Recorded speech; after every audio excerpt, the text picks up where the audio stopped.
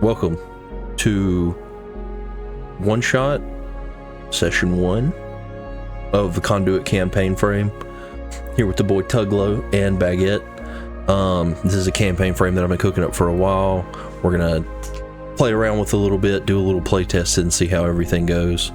But yeah, we did our session 0 already, so they've got their characters and mechs already, or conduit, excuse me. They got them already thought up, so we'll roll the intro and then I guess we'll get into it.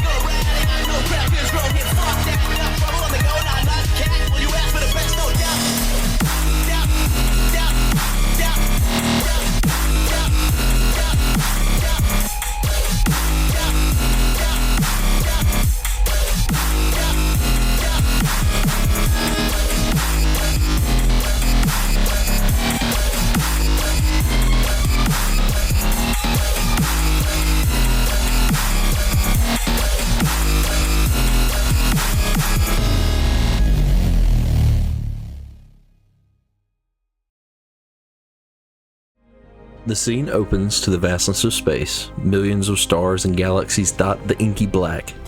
Countless threats, countless opportunities. We shift to a large red sun. Several minuscule dots are scattered around. A starship comes rocketing by in a flash, leaving nothing but a residual visual image of a streak pointed to one of the orbiting specks. We cut to a large ring-shaped space station, roughly 1.5 miles in diameter, rotating in space, orbiting a planet of red-washed violets and greens. The station is Opus 2, a massive station run by the Stellar Conductive, used to train the newest generations of conductors, as well as test and research various conduit technology. We cut to you, the characters, as you're going through some of your training. So, first, I don't even know what y'all. We'll start with you, Tuglo, if you introduce your character, as they are currently doing some form of strength training. Okay. Do you want me to give like the backstory as well? No, or backstories that comes out. I just want you to tell me what you look like and what kind of strength training you're doing. So my character's name is Toto Trifecta. Well, Toto. So Toto Trifecta. Currently, he is a smaller framed. He's an, young adult, I would say. But he is like a much smaller framed, and he is gonna be like a blue skinned with like some speckled like brown and black, those circles on him. And he's a ribbit. Currently, yeah, ribbit. Well, they would know that if they saw episode 0. I'm just saying, but yeah. Come on now. But he, with this strength training, a lot of it, he is used to hopping around on his legs very often, but while here in the academy, he is also trying to work on his upper body strength because he's got a massive tower shield that he's got to kind of move and wield around. So he's got to get used to that. So he's also working up on the upper body as well. Okay. We cut to Toto in the gym. He's on his eighth rep of his third set on the bench press. Give me a strength. Oh shit. Oh boy, buddy didn't have his dice ready. Yeah. He's Alex, we're rolling right off the bat. What? Yeah, boy. Hold on now. Hey, you know, I was working up the story and all that. My fault. No, These two. That is a 7 with hope. a 7 with hope. Oh, hold on. No. It's a 9 because I got +2 to strength. Sorry. A 9. I'm used to the other character. Take your hope. You're focused on becoming the best you can, and you're pushing yourself so hard, and you get the bar about halfway, and it starts to come back. No. At that time, one of your classmates comes over and helps you out and gives you a spot. And with that, we're gonna cut to Baguette. What is your character's name and appearance? My character's name is Ivan Propolev. And you are currently working on like a mechanics course. You're tinkering with the technologies commonly used in conduits. So if you would describe what you look like and what are you tinkering with? Ivan is very much interested in the arcane and spiritual energies that run the universe, not so much in the physical and labor part of it. He can very easily move any kind of weights just by willing it out. He's just not willing to do it all the time. He's tinkering with one of a variation of one of the weapons that he intends to use whenever he graduates. And I guess if I were to come and help my schoolmate out, it would not so much be a physical help, but a mental one through the use of the arcane. But do I really want to do that? I don't really know. I like the dude, but sometimes we get in arguments. Well, as you're sitting there, focused on fixing this weapon, make a finesse roll for me.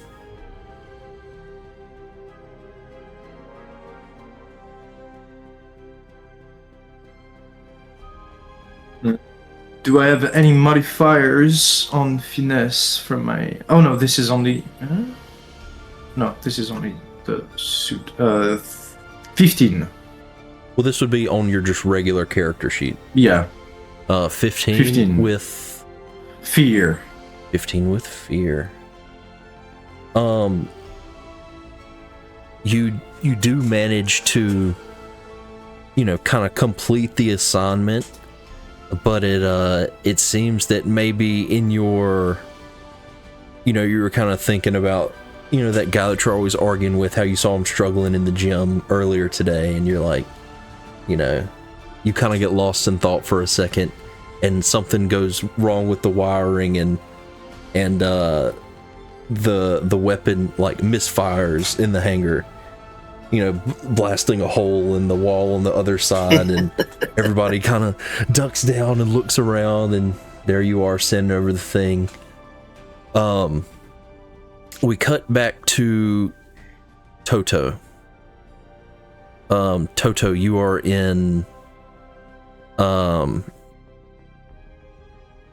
you're in like a comms class learning like the radio codes and how to properly communicate over the comms. Give me a presence roll as you train in this aspect.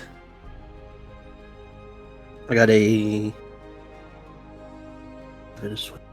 22 with fear. A 22 with fear. Can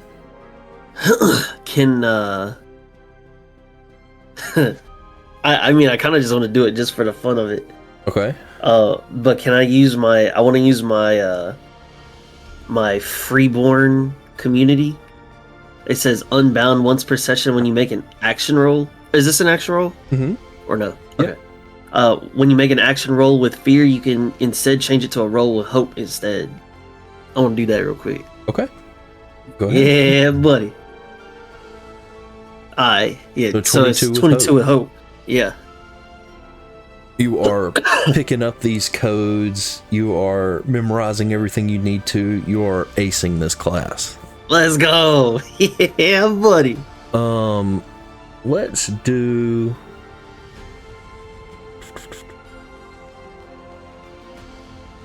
You are, is it Ivan? Or Ivan. Ivan, right. Ivan, you are... Truly is Ivan, but for the likes of you, and me, the it's ease of Ivan. speech, I will say Ivan. Yes, it will work out. So Ivan, you are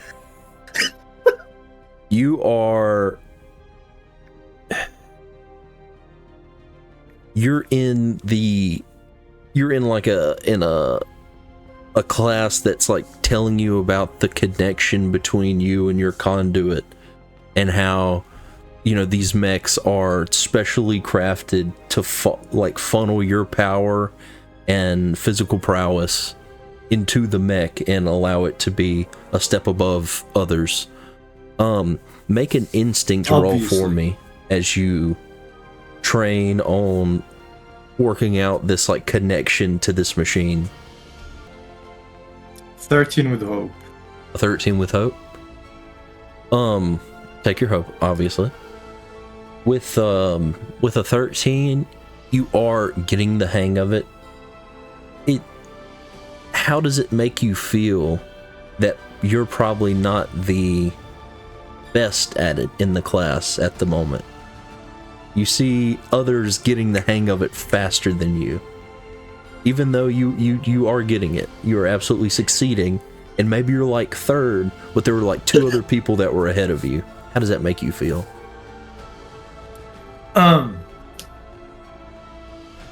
Obviously, the ranking system that I'm a part of, and the way the teachers are grading us is very wrong. So I don't really mind if they cannot see the obvious. I don't really connect with that type of people anyway. I'm just here to have my degree and come back to my world. There's more pressing matters to attend to. This is just but a hurdle. Okay. To come through. And so we jump back to you, Toto. Let's see. Let's give you... We've done strength, finesse, instinct, and presence. I'll give you agility. There is this obstacle course that you have to complete. Give me an agility roll to see how you perform.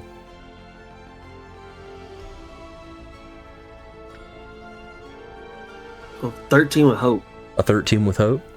Yeah, take buddy. your hope.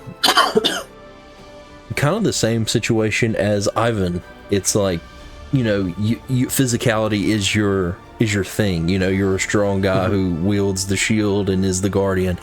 Like, how does it feel? Like as you're pushing and pushing, and it looks like you're going to be first, you're going to be the best, but then like one more lithe Infernus, comes and passes you at the last minute by a nose. Oh, How does it make you feel? You know, of course, I wanted to win, and it felt like, you know, it was right within my grasp. But I think it gives me a reinvigorating like breath of fresh air to feel that, you know, there's still room for me to grow and there's still things for me to work on. And so, you know, maybe I needed a little bit more stamina to push through. But I think it's a good thing. Jokes. I think it's a good thing that I didn't get first, because I feel that there's still much room for improvement, and this kind of shows that. So I'm, of course, a little disappointed, but also in a good way, that I got second. Okay. Two totally different characters. All right. Lastly, Ivan. It's time for the final written exam. Give me a knowledge roll. 48 with hope. 48 with hope? Okay. So the side of the station blows open and Ivan gets sick down. That's what you get on a 48 with hope. Sorry. You're good. And remember, and then any he actually experiences, crits. if y'all came up with any, you know, and you can still come up with, if you didn't come up with any, you can come up with them on the fly as we're doing this stuff now.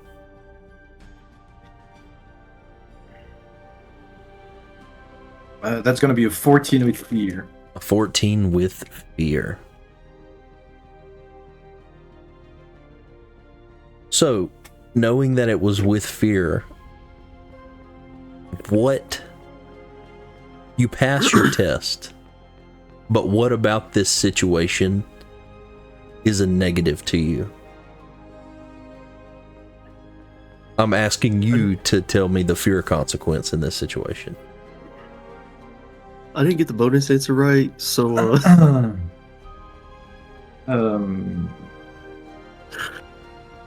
the thing that I fear having passed that test, but with such an insignificant grade, is my ability to do my duty whenever I'm back to my world. I hope that it doesn't interfere with with the hopes that people have put into me. Well, people, you know, the important ones, not the pleb ones, but you know, to those to whom it matters. Right. I hope I can find a good explanation in the time that leads me back to my home world. Gotcha. A little self-doubt, maybe. A little concern. Nah, no such thing as no self-doubt. No. What will everybody think of me? I have no self-doubt. But as these months, you know, it's probably roughly a year for the training. You know, these months pass and you have finally completed your trainings to be a conductor, and your conduits are currently being outfitted and will be ready for service on graduation day.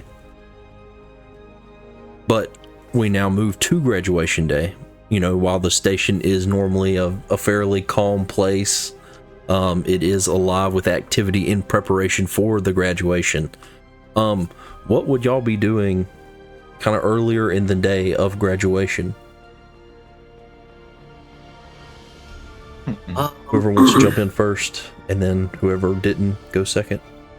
Yeah, so I would be getting with different classmates, you know, kind of reliving, you know, hey, you know, what are we going to do moving forward? You know, these are people that I've bonded with and that I've, you know, had many training, you know, sessions with and all these different things. And, you know, they've definitely helped me grow in ways that I couldn't do by myself. And so I'm just kind of like reminiscing with them and looking towards the future to see like what all their plans are and just kind of reliving that. Cool. What about you, Ivan? Yvonne? I will be in my quarters packing my things to go back. Okay. I don't care about the social interaction of here. Maybe I see my gears and some of the tech that I've been working on. Make sure that it's evenly secured, that no one tinkered with it, and that's about it. Okay. So,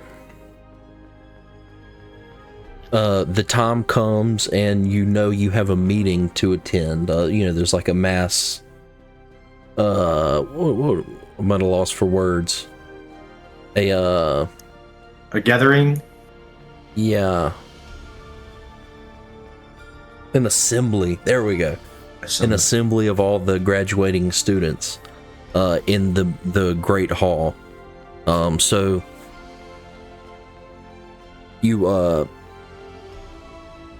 what is as you are heading to the Grand Meeting Hall, what is a memory you reflect on from training as you cross the open courtyard with all these empty seats that have been set up? You're kind of walking through, it's kind of hitting you like, oh, this is the day. Like, Toto, you were, what things were you and your friends reminiscing about? What's like something that happened during training that maybe you remember that sticks out to you? It's so funny. The first thing that stuck out to me was the very first training day. And, being a smaller framed ribbit, a lot of people, kind of discounted me. Look at this big shield and look at this little fella. And then our first encounter with, sparring, it was, a much bigger fella than me. And he kind of turned around and thought that he'd have the upper hand with just a quick, heavy blow. And, the agility was, I was kind of like dancing around him. And then I was able to, not in one fell swoop, but many small slashes, kind of defeat the opponent, and kind of showed to people like, hey, I may be small, but I'm a force to be reckoned with. And that's like the first thing that came to my mind as I was going into the assembly hall. Cool. And Funnily enough, I would even say it's probably, safe to bet that maybe that person that you sparred with on the first day is one of those friends that you were talking to now. Yeah, 100%. But go 100%. ahead, Yvonne. Funnily enough, my memory is the exact same one. Apart from the fact that I'm being reminded of my first day here and how long it seemed back then to have to wait until all of this is over and I can go back to my home world. And now I'm looking back at it and I think that maybe it wasn't so long after all that I was able to survive it. And the boredom of it, I'm very impressed with myself. I'm very proud of me at this moment. Yeah, lines up with what you've said so far. Perfect. So as you and the other students trickle into this great hall, at a certain hour, a figure comes on stage and they begin to go over core principles and standards of procedure for operating as a conductor. Basically go over, after graduation, you will be issued a license accessible on any Sling network enabled device. So it's more like a database where someone could check that you are licensed. You get your license and you also gain access to stellar conductive hangars. So these special places where you can upgrade your conduits and things like that.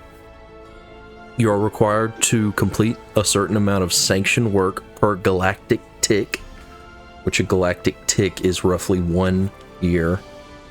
And as you do contracts with the conductive, you may gain access to more risky work, and with it, greater rewards.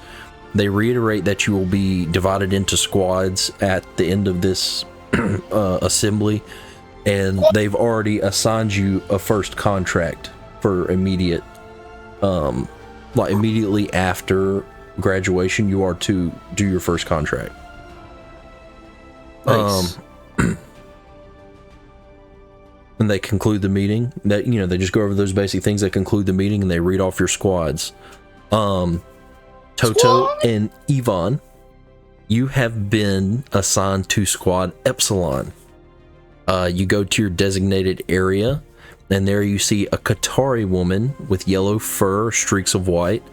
She has like rough leather armor, almost like a Raider Mad Max style armor. It's not necessarily like, you know, pristine. It's kind of rough and haphazard. But she has the leather armor and a blue bandana tied around her head. She speaks gruffly as the group approaches. And she says, "All right, listen up, rookies. My name is Virel. My friends call me Vi, but you aren't my friends, so don't call me that. Only reason I'm doing this is because I was in system and I needed my sanction work for this tick, and the pay was too good to pass up. Our first mission's a cakewalk, escorting a shipment from planet to planet. We'll meet up tomorrow morning to head planet side and link up with the clients. Don't celebrate too hard tonight. Don't be late and do not be drunk. I did not sign up to babysit. Dismissed." And like you notice, you kind of turn and there are 3 others that are also in your group, named Zach, Jacob, and Derek. But with that, you know, y'all introduce each other. Da da da da. What are your impressions of each other in this moment? Yvonne, you first. What do you think of this? I don't think much of it. Like everything else, is just part of the job. So I don't really care who everybody is. The only person that I really look towards to is that other Ribbit that I've known for a long time. Even though we don't spend a lot of time together, we know each other very well. We just don't acknowledge it in public or in private. We just don't acknowledge it ever. Hold on, let me finish. The Qatari woman, what can I say about her? It's her job. In my mind, she is just like any other person that I've interacted with throughout my training. They're just here to dispense orders, like I would dispense order on any other people. So, meh, you know, I just have to go through with it. That's what my people would have want, and that's what they want. So that's what I'm gonna do. Toto, how are you? What do you think of your new teammates and your new squad leader? First question would be, do I know Zach, Jacob, and Derek? Like, have I interacted with them previously? If you have, you? Okay, then I didn't know if you had something planned for them or not. Okay, then cool. Then yeah, I know the gang. You know them. I know the gang. I know the gang. So we didn't have all the classes together, but maybe in passing in the gym, we'd seen each other, or maybe, you know, across the halls, maybe during spar sessions with other classes, whatever. You know, maybe we've crossed blades from time to time. So I may not know them as, you know, closely, but I know of them. And so, you know, I'm cool with them. But then the other ribbit looking fella, you know, I don't know what he thinks about me, but I know what I think about him. Okay. And you know, he's while we do have our differences, I will say, you know, it's more of a he seems to want to keep to himself. and so I kind of just let him be. And then as far as Virel, you know, she's just doing her job. Not mad at it. I heard there was some good pay. I do the same thing. All right, cool. So you're dispersing from this meeting, and you, as you're walking away, you know, you kind of think back to where you came from and where you're headed. So what are your aspirations after graduating? What is it that you are wanting to do? Whoever wants. I would like to continue the work that has been bestowed upon me in a trustworthy manners by my elders, which is to keep our society as proud as it can be, as independent as it can be, and most importantly, keep existing without the need of others, and especially without interference from others. It might not reflect the public opinion that my race and to some extent the world that I live on, generally speaking, but it is a truth that I know and that I'm absolutely convinced. I'm absolutely convinced that it's the only reason why we've not been absorbed by the power at hands that, for one, control conduits or have the technology to do so, and second of all, so that they don't use it against us. Cool. Toto? What are your aspirations after graduating? It's relatively similar, but it's kind of the opposite approach.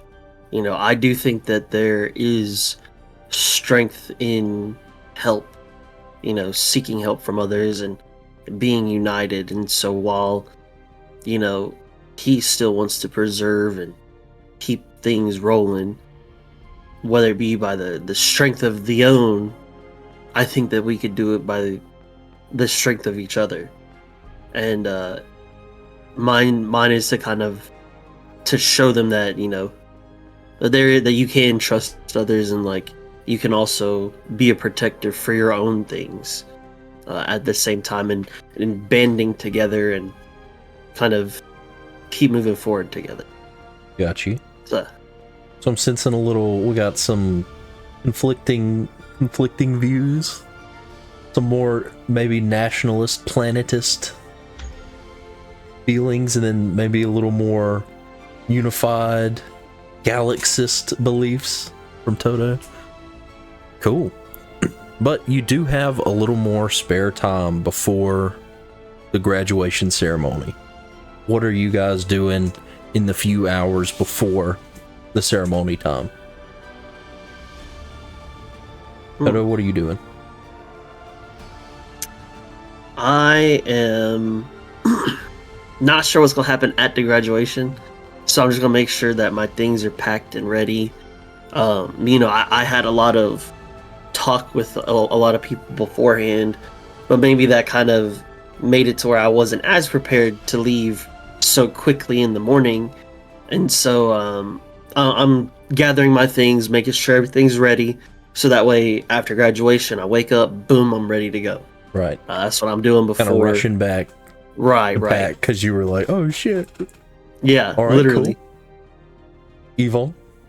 I, unlike many others, I know my things are already packed and very much well arranged, and I don't have to bother with this since I already spent the time doing it, as any very organized person would do. What I'm doing instead is reviewing the assignment that I've been given. And you were given like a you have like a data pad. tablet, right? You have like a tablet you pull it up on, and it's an escort mission for Planet to planet. I drew a blank. Or it's actually a contract from Stellar Trade for a planet to planet shipment. Essentially, you will escort things from this planet that you're on to a planet a little farther out in the habitable zone of this system.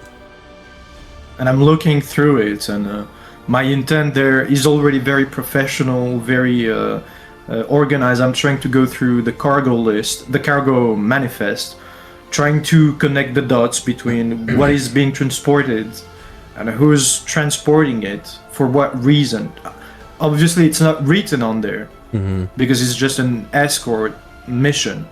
But my diplomatic soul is already awoken at this point, and I'm trying to have a wider view of what's going on in my surroundings from a race perspective, from a trade, economics perspective, to see, if it makes sense, or if I'm putting myself in a danger that would prevent me from doing the greater duty. So, for instance, just above the table, Ethan would, he would probably go ahead and ask to be assigned to another mission if he thinks that it would prevent him from going back to his world and working for its benefits. Oh, just as a side mention. Go ahead and give me a knowledge roll.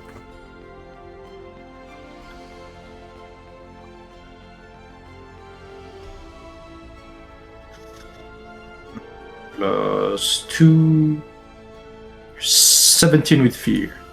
17 with fear. Oh, I have 2. I'll use my hope. So this one's kind of a little bit of a two-parter. With the 17, you do, you're not, because of, so the planet y'all are from, is that an edge planet or a vein planet? Just for distinction, veins are worlds that are connected by the sling nets that have good resource flow. I think we discussed your planet is an edge planet. Right, yeah. It's kind of out. It's not impossible to reach, but it may take months from the nearest sling gate, or maybe even a year or two from the nearest sling gate to reach your system. But you even though you are in the edges, you have, and from your time here being as observant as you are, Stellar Trade is the largest shipping company in the galaxy. They are millennia in age. They are actually, like, them along with the Galactic Union kind of rose together. They're not necessarily like a dominating force politically unless it comes to trade. But it's a shipment from Stellar Trade from the planet Long Key that you're orbiting around right now.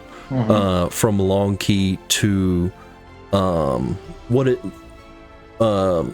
what is the name of the planet that it's going to?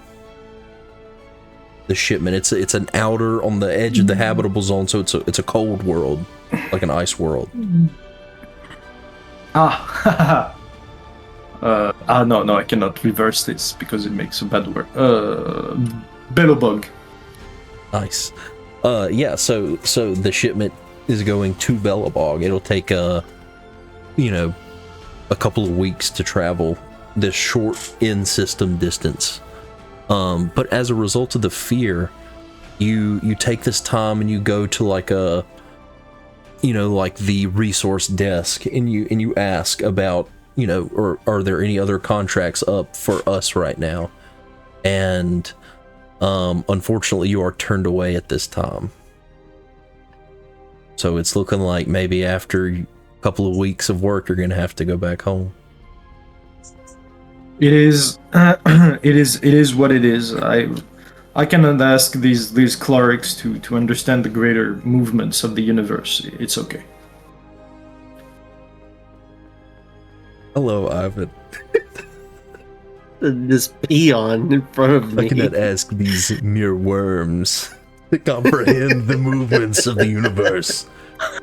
All right, so I love it. So the time for the ceremony has come. The courtyard that was once filled with empty seats is now alive with conversation and excitement. Banners displaying emblems of the conductive dot the scene. Family and friends that were allowed access to the station celebrate and chat with the graduates. I have a question for both of you once again. Who, if anyone, came to the ceremony for you? Nobody. Nobody for Toto? And nobody for Yvonne. Were you hoping somebody would be there? No. I have no former... The only... No expectations. Yeah. No expectations, and I have no former, no family.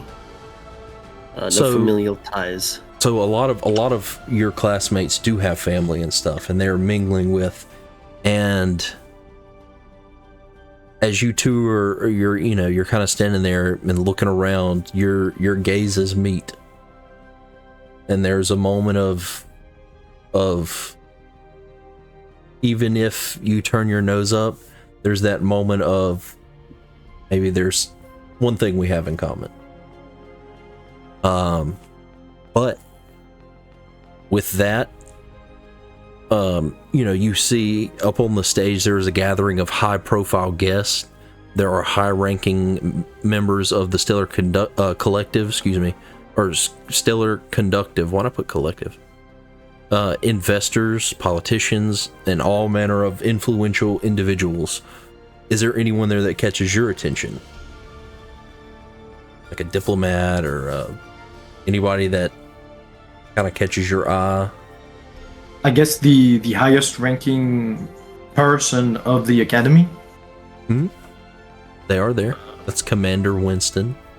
You see him, recognize him. Maybe a representative from the system we're in. I would assume that they would attend such things. Okay. And probably, based off what you said earlier, also a representative from Stellar Trade, because they sound like they are they are intertwined within the galactic. What did you call it? The galactic assembly. The Stellar Conductive. So yeah, the Stellar Conductive. Sidebar: there are 3 factions that are outlined in the campaign frame. There's the Galactic Union, which is the governing body of the galaxy. Stellar Trade, the largest trade company in the galaxy, and the Stellar Conductive, which is all 3 of these entities are separate from each other. Like, the Stellar Conductive is not part of the Union. They are their own thing. There's actually lore that they had a small war with each other, and then they kind of peace treated and said, "Aight, if you'll be our, guns for hire, we'll let you be autonomous," is kind of what the Union told the Stellar Conductive. So I would assume a representative from each of those factions at the very least. Absolutely, yeah. So you notice a gentleman with a robe, and you kind of get a close look, and he has like a pin signifying that he's like on some sort of council with the Galactic Union. And you see this other guy in like a like a suit, whatever a suit would look like in this universe. Very debonair, very high society looking gentleman, and you kind of key and get that maybe he's like the stellar trade guy. Tuglo, anything to add, or is that sufficient for you? That's more than sufficient for me, because I don't have much prior knowledge of big name folk. Gotcha. So a figure approaches the podium in the center of the stage and lets everyone know that the ceremony will begin shortly. The families go into their seats. The graduates take their seats, section in front of the stage. And after a few moments, a lithe, orcish man you recognize as the station commander, Commander Winston, approaches the podium. He begins to speak. Welcome all to the celebration of the next generation of conductors from the Opus 2 station. The crowd kind of quietly, politely applauds, golf clap. And Commander Winston continues, but you find yourself drifting in thought. Kind of like taking in this whole experience. How do you feel now that the day is here? It's time. You're graduating. What thoughts are you having? Toto? Will I be able to... Will I be able to rise up to the challenge of like what it is that I'm looking to accomplish and looking to do? And will I be able to succeed in that? While it is hope in there, I think there is a sense of like anxiousness, maybe a little sense of potential doubt, maybe even a little bit of fear. Thought you were gonna say as well. Fear. That's why I was grinning. You're like, there's hope in there, but there's also fear.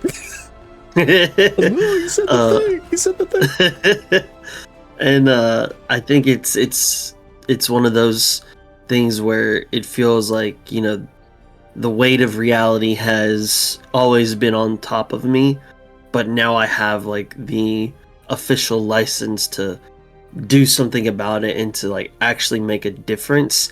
And now that that is here, it feels like the weight has gotten just a little bit heavier.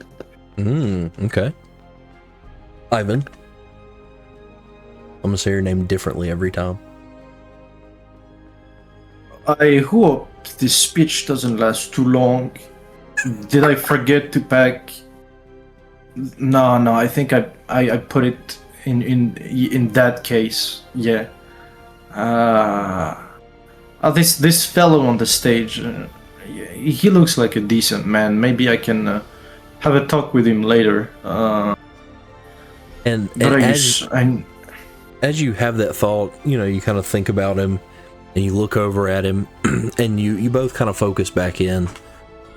But your eyes drift upward, and in this open courtyard in the space station, it's on the interior of the ring. So there is a large window over the top of this courtyard, and you can see out you can see the station, a mile and a half away from you. You can see the other side of the station, or you see like this central kind of tower, in the middle. You can basically see outside, is what I'm trying to say. Camera focus. So you look up, and you see a streak, just a small streak, headed towards a far part of the station. As you begin to question and wonder, like, what could be happening, alarms begin to go off. You begin to look around and question, what's going on. A small gnomish woman comes running across the stage toward Commander Winston, and he leans all the way down, and she speaks into his ear, and he rights himself and gets back up to the podium, and he's like, I give you our newest class of conductors. All guests, please make your way to the Great Hall. All conductors report to the hangar ASAP and await further instruction. So, what do you do? I was born for this. I foresaw all possibilities before the end of him talking. I understand what's going on. I am more aware of all these people. I was ready to go down. I'm already by the door when everybody starts moving. What about you, I Toto? just start. I heard the announcement. Start hopping my way over yonder. Okay. So you rush. Takes you a couple minutes, but this whole mass of students is like just rushing to the hangar as all the guests move into this great hall at the back of the courtyard. Viril meets you there in the hangar. Her kind of gruff, non-caring demeanor has shifted to one of intensity. She says, "The research wing of the station is under attack. We've been given instruction to approach from outside the station and aid in repelling the attack. My ship is the Endeavor," and she kind of gestures over to this run-down looking ship, currently being prepped for launch by a couple of worker guys. She says, go get in your conduits. They're in the launch bay of the ship, and get ready. My first mate, Sparky, should be there to help you get ready if you need it. Steel yourselves. This will be a lot more intense than an escort mission. And so you head over to the ship. There's like a large door at the back that's let down, and as you, the five of you walk into the ship, you see 6 conduits, 3 on each side, with large, like there are these large metal, like thick steel beams on the sides of each one. As you all walk in and you're looking around, an agile, small Simia male comes swinging down from one of the conduits, and he's like, "Everything's ready to go. Quickly, suit up. I'm Sparky. Let me know if you need anything." So as you walk over to your conduits, what do they look like?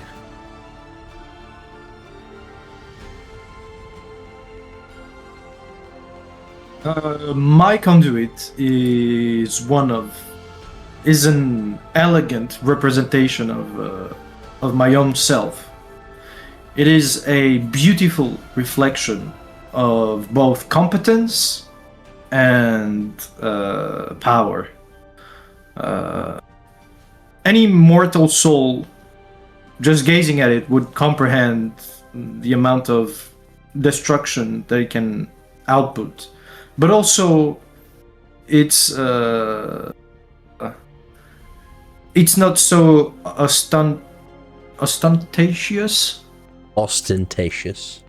ostentatious. And it doesn't play into the how do you say, like the size class of the suit is not one of the biggest one, right? It's made for close, quick encounters, and if anything, staying far from potential danger. All right. Toto?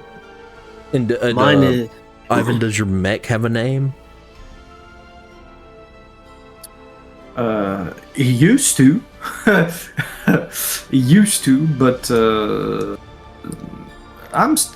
Ivan is still unsure how it should name if you don't have a name for it yet, that's fine. Yeah. Toto, what about you? Mine is... It's not anything grandiose. It's not anything that's, very wild or very about it. It's more of a down to the planet. It has a job, it has a purpose, and it's something that's very ready. And as I kind of like suit up and gear up to go to the mech itself, a name dawns to me, and it's almost as if I'm about to walk onto it. It says, "This is the Donna." I'm like, "Oh, okay, the Donna," and I'm like, "Okay." And so that's gonna be. Is it gentle? Yes, it is. It is very gentle. Do you say this? It's Uma. Do you say this? Yeah, I know. But do you say this out loud? What, the name of it? Yeah, when you go into it. No. This it's almost like it's a me to it experience, and it's like it's as if it's like speaking to Toto, and it's a very like, almost as if it welcomes me into the actual suit to pilot it, and I'm like, man, having that connection just kind of like almost eases the tension and the fear that I kind of had earlier, and to just kind of allow the instinct to like allow what my training has taught me to do, and to now put it into real use. Ooh. So you get into your conduit. You feel the ship start to vibrate slowly and shakily as it begins to take off. After a moment, you feel the rumble and change of inertia as the ship begins to gain speed. A minute or so passes and Virel comes over the comms. We'll be ready to drop in roughly 2 minutes. Get your weapons and auxiliaries online. So, what does the inside of your cockpit look like? Do you have any trinkets or baubles? A picture of your mom? You got and also like what weaponry would we see on your mechs? My cockpit is absolutely empty. Minimalist cockpit. The suit is a tool. The suit is a tool. It's an object. It channels myself, or the power that I draw, into existence, into a stronger version of my powers. But at the end of the day, it's just a suit, and if I need to get a new one, or if I need to change it, or if I were to lose it, doesn't matter. It's only a tool. Word. What weapons are you rocking with? I'm rocking a self-made weapon. One of my school project, if you may say so. Which creates very small sized singularities. It's like it pulls into existence a shift in space and time, which disassociates space and time at a specific point. And when that happens, everything shifts slightly. And so, just like I told you in the episode 0, it just shifts it like when you put a straw into a glass of water. Right. They don't appear aligned one to each other. And so this happens in an instant, and obviously creates a lot of damage where it happens. Cool. So is it like a gun or an apparatus? It looks a staff. It looks or something? like it looks like a big cannon, but instead of having a bore, it's full on the end. And it just has long streaks of tubing and wiring on the exterior, with an occasional spark of blue energy, sometimes just shimmering out from the inside of it, throughout crevices and plates over, being one over the other, letting some light through. It doesn't appear very, very dangerous, but one would note that it is upon seeing it used. Right. Oh. Toto, what about you? Can you give the questions again? It's just what does your cockpit look like? What are your weapons? She said, Okay. Get your weapons and auxiliaries ready. Okay. And you just sat down in your cockpit, so what's the cockpit look like? What weapons you got? Are you getting ready? On the inside of the cockpit, because it is like a much bigger, there is so much more space. Whether the space there is because I am smaller or because there's actually a lot of space, that is to be determined. But I do pull like out of my back pocket or whatever a little totem from my mentor like at the school, and I just kind of like set that with me, and it's like, okay, I have that there as a reminder, like I graduated. If I wasn't capable of doing it, I would not be here now. And I kind of let that be the thing that kind of keeps me centered rather than allowing myself to drift into the vastness of space. I allow that to keep me focused and prepared. As far as the weapons, like it's so the way that I see my mech is like one of the mechs that you had in the intro looked like very like slim, but like mine is like a slim, but it is a big mech. I don't know if that makes sense. Like, doesn't mean that it's like very bulky, but it is a large. Right. Yeah. Skinny. And so, yes.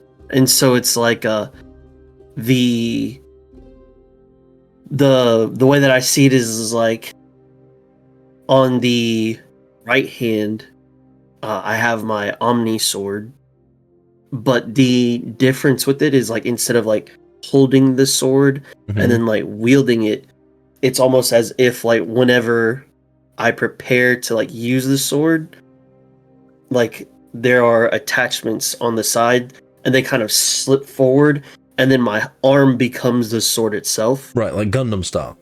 Yeah. Well, I was thinking like a Omnimon from Digimon. Like bro has like a little hand and then it like shoots out. Cool. But instead of like it coming out of the hand because it's a mech, it kind of like over the top. Ooh, cool. Yeah, like yeah. two halves come in the middle. Yeah. Cool, two halves, cool. and yeah. And then on the left hand, that's kind of more there for whether I need to use like maybe in the future, maybe I get like a little gun that I can use for potential like needing to get range. But for right now, that one is more for like an all-purpose thing. Do I need to grapple? Do I need to grab something? Like, do I need to pull out a shield if I need to? Like that one's more just free flowing, and that's like kind of where the supportive functions and features are on the left hand of it. And so the right hand is going to be the main like driving like damage, I guess, lack of better words. So do you have your shield equipped to start? Because once you're in combat, it might require a stress to equip.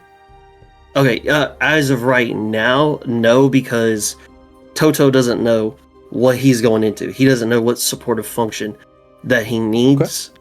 And so he wants to wait, see what the situation requires.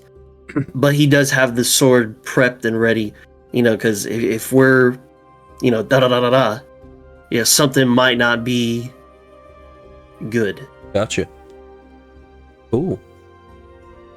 And so you feel the ship, take off into kind of the in-betweens of the station. And with that, we're going to take a quick break. And we'll come back to some good stuff. BRB. Alright, so I made a big boo-boo, and I'm muted during this part, so I'll give you guys a little voiceover, what I was describing, set the scene. Hopefully it's not too disjointed. Thanks for sticking with it. So, you feel the ship rumble and the change of inertia as it gains speed. A minute passes and Virel comes over the comms. We'll be ready to drop in roughly 2 minutes. Get your weapons and auxiliaries online. After a few moments, you hear mechanical whirring. As you see and feel, your conduit is inverted. Virel comes back over the comms and says, 10 seconds until deployment. You look up to where your feet once were and the hatches to the outside open, and you see the station whizzing by.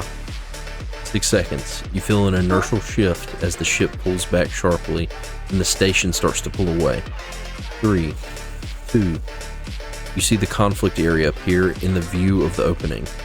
1. You feel the G-forces as your conduits are catapulted out the bottom of the ship, rocketing towards the combat zone. Varel comes over the comms. Take out that squad up above the station first. We will radio back with further instructions. I asked them their marching order. The POV. This is how it goes. From above, from the side. I would like to think that I'm taking the lead on this one. Yeah, as you go, I see you on my feedback console. You know where the allied units are, and you hear in your comm.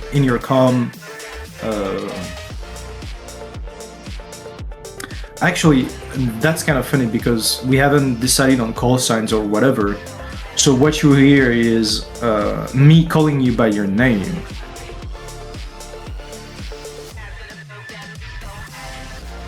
Toto, I will support you.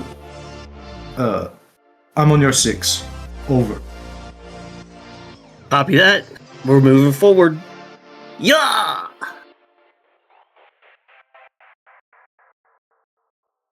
I described that there are 2 mechs in the back that have long-range weaponry.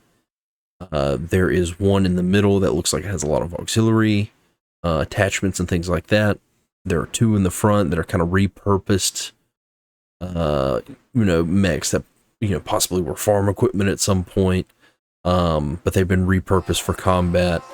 And then as they are approaching, they see one mech disappear. My sensors can pick that up pretty easily. I relay the information to what is my squad leader for the moment. 6 bogies ahead.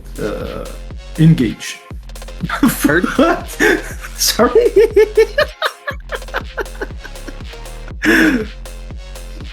I don't know. Sorry, I broke myself. But that was with fear. Yeah. It's still y'all's go. Well, actually, no. I am gonna Give me a take chance to turn. do. Oh God.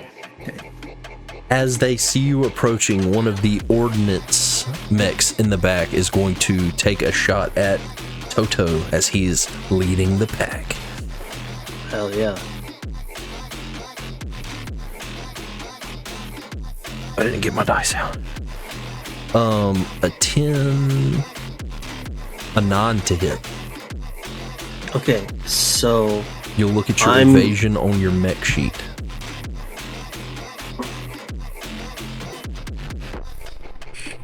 my evasion on my mech says 8. I think, if I did that right. That should be correct. Because I think you took like heavy armor and Yeah, I took the big large. mech. Right.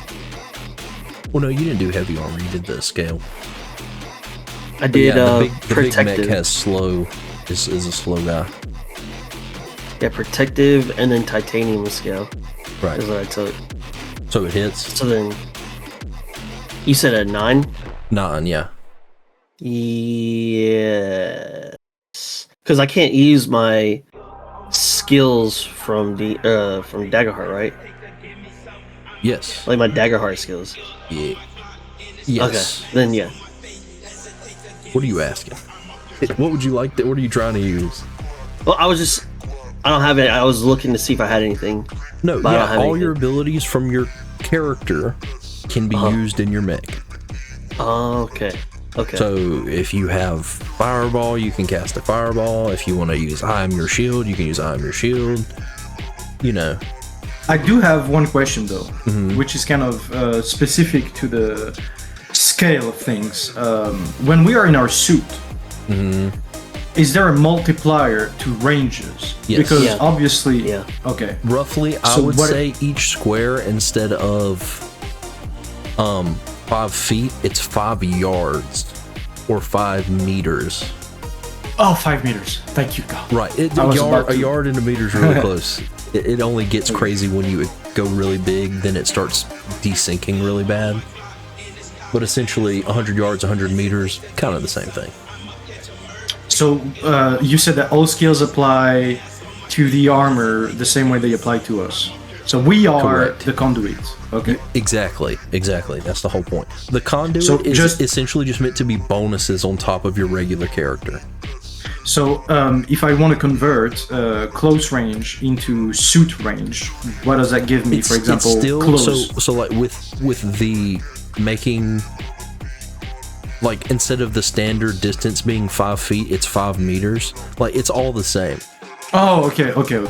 So like, instead of, melee is immediately close to, very close is 10 yards or 10 meters, close is 30 meters. You know, it's 6 squares away is close range. Okay, I got you.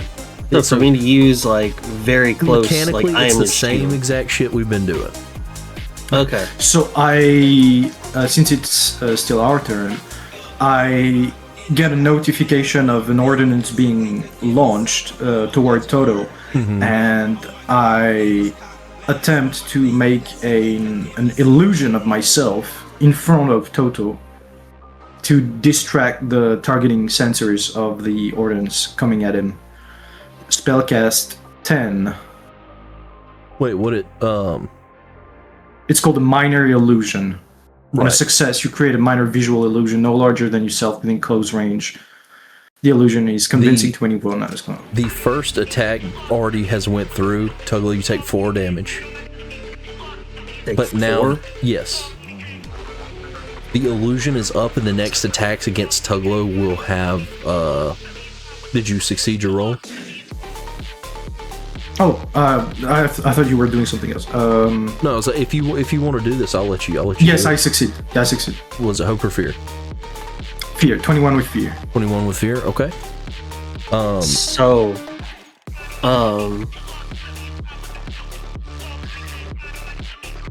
I wanted to use an armor. Right. You would mark it on your mech sheet. So that would be. I have 4, so then I just mark it. Right, you can't mark more than 4 boxes, essentially, is what the 4 means. Okay. So I guess I just mark it here. Okay. Yeah, it's just check boxes. Just Yeah. clickable check boxes. Okay.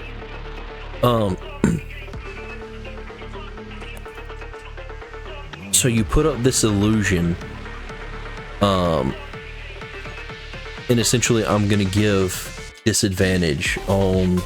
Actually, what's your spellcast roll to beat for that illusion? 10. 10. So That's mine to beat to make it happen. right. I'm gonna use the 10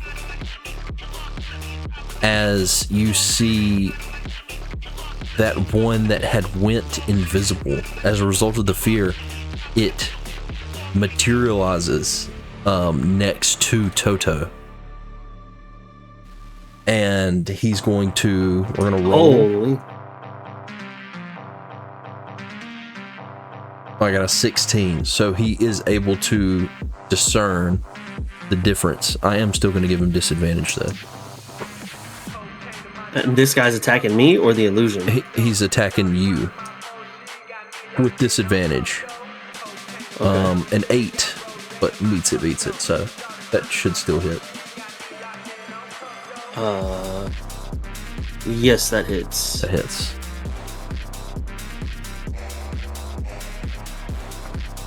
Uh, 9 damage on that one.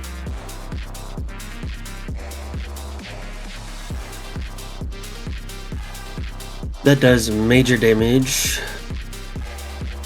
So I want to mark an armor. Where do I mark the HP at?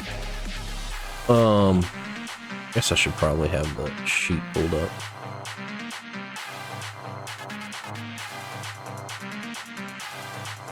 So for HP, it's not HP, it's structure. Where these?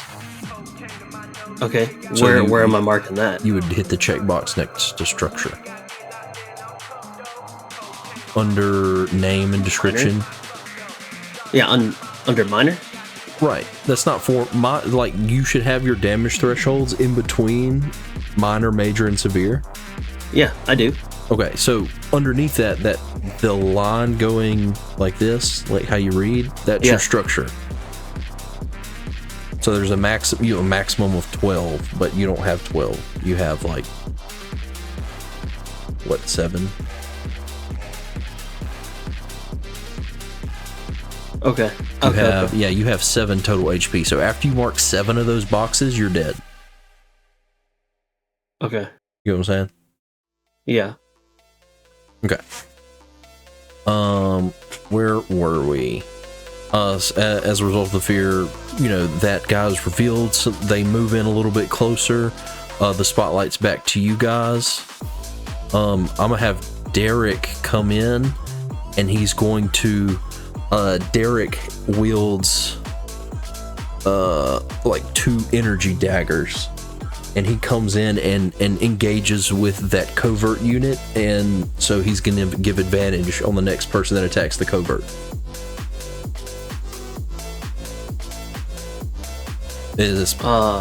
Y'all go ahead. I'm gonna say that's me. Yeah, I was gonna say, unless you got something, then I can roll, but otherwise you got it. I will try.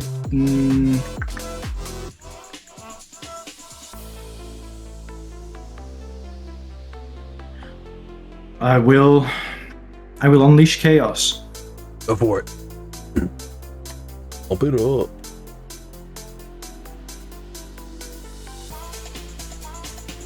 I forgot what being level 1 felt like, huh?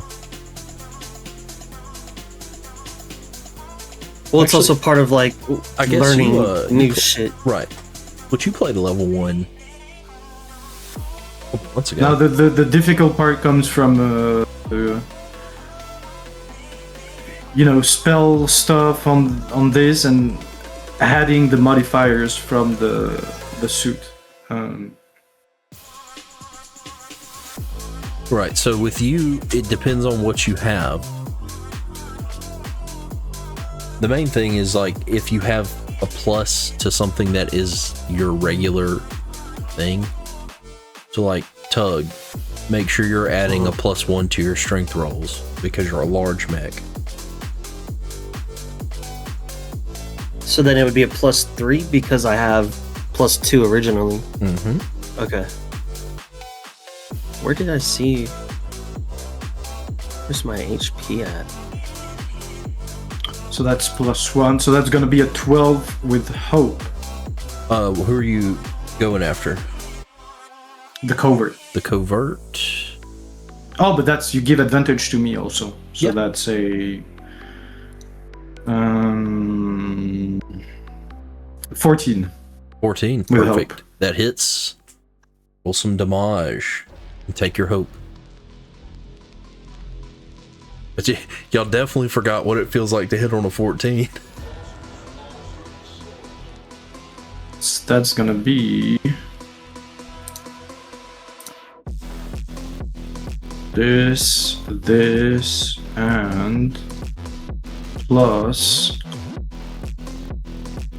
I have okay.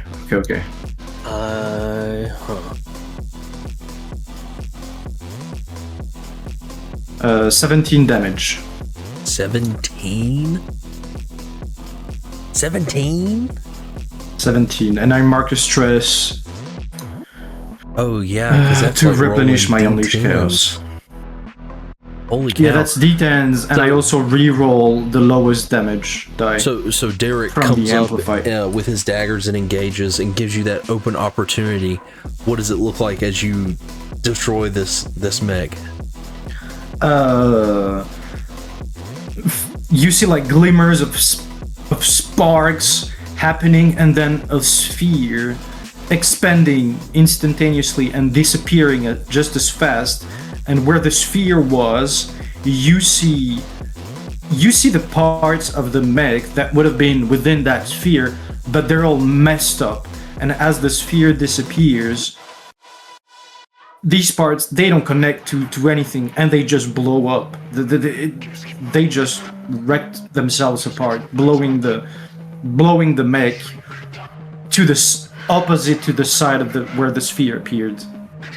It just poof, moves it away from you. Nice. Throws it into the void. Good deal. Target destroyed. Move ahead. All right. That was with Hope. So, Toto, what you got? I guess I'll go on to this grunt on the top. Okay. Well, that's 38. That's fine. That's fine. Okay. Oh. I guess I'll go here. And then let me see. I guess I will use my Omni Sword on him. Okay.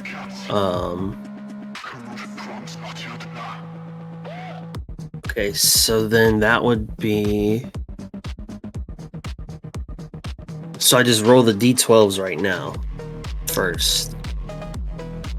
Yes. Just D12 plus 3. I got, what is that? 12, 15 with fear. 15 with fear. I do believe a 15 will hit. Let me double check. Right. Yes, a 15 hits. Okay. Go ahead and roll your damage. Okay, so then this is gain bonus to your damage rolls equal to your level. So that's a d12 plus 1. So I'll roll this one.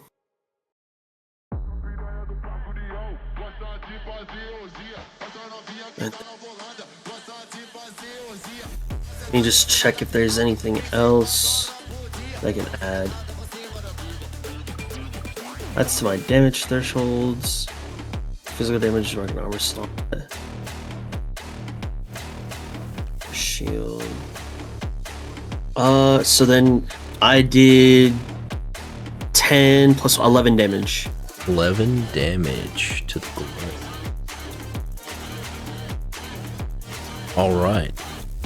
He takes the blow, but this is like I said, this is some repurposed farm equipment, it seems like, essentially. It's fairly sturdy. What's up? I think it's 12 because I get the +1 damage from the sword, and then I have force gives me +1. So it should be 12. Okay. 12? Yeah, same 12. thing. Okay. But I am gonna spend a fear to interrupt you guys. As how convenient. Well, I rolled with fear, so. Oh well, then I'm just using the fear to go. The machinist. Okay. After seeing you completely obliterate one of his comrades, he is going to use the jammer action on you, Ivan. You are temporarily jammed, cursed. While you're jammed, you can mark a stress. I can mark a stress when you roll with hope to make it be a roll with fear. Ooh. So that was, I spent the fear for that. We're gonna have this grunt kind of move in towards the other guys. The machinist win. I'll have him move up a little bit as part of his action. Excuse me. This ordnance guy down here, he's going to take a shot at you, Ivan. Since he saw, again, you have established yourself as the greatest threat. I rolled a 2, so I think that's a ordnance was a negative 1. A 1. I can do evasions. You can actually evade stuff now. So you managed to just slip it. You see this one train his big gun on you, and this rocket comes flying towards you as you kind of evade gracefully or I will say for flavor, I briefly summon an illusion. Tracking gets disrupted and whoops to the side. Awesome. And then just as a point of flavor, the other ordinance takes a shot at Zach in the back, and he gets hit with one. But it's the spotlight's back over to you guys.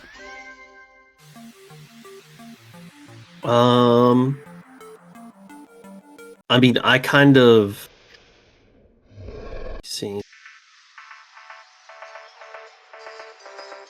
I see Ivan kind of getting a little fucked up.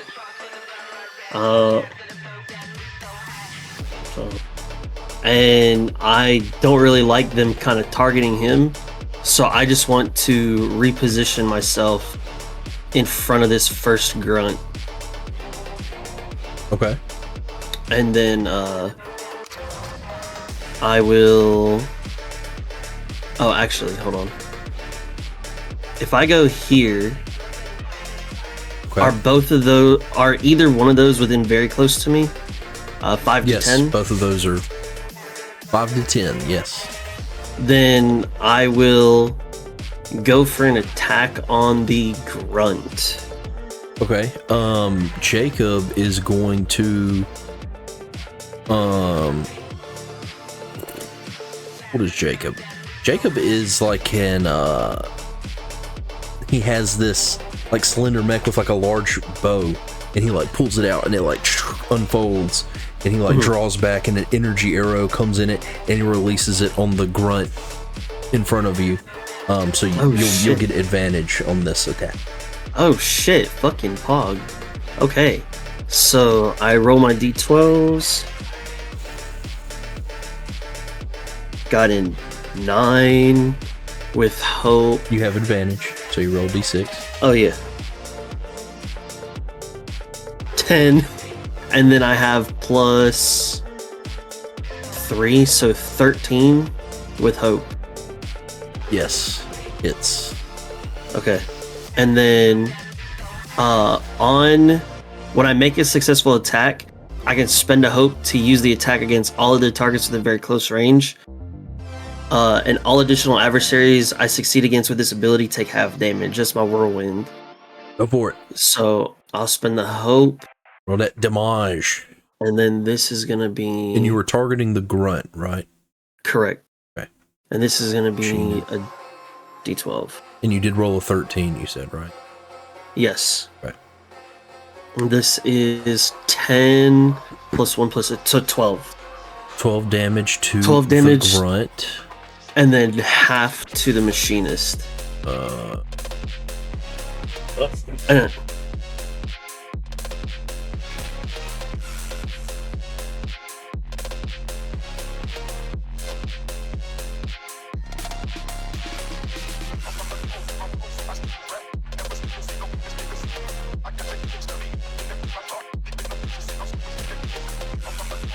Okay. One head.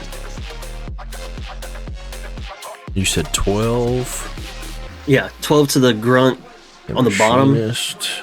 then 6 on the machinist. 12, so he gets 6.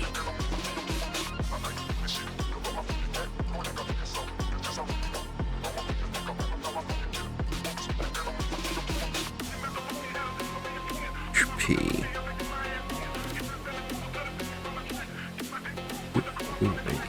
HP. Stress. Machinist. HP. Stress.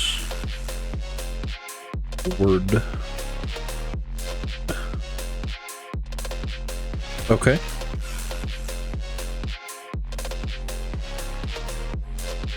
So kind of like the way that I see it is like I'm trying to like take the aggro off of Ivan, and so like in my head the way that I look at it is, you know, the sword is in the right hand, and while the body of the mech kind of does a whirlwind kind of spin a couple times, like me on the inside.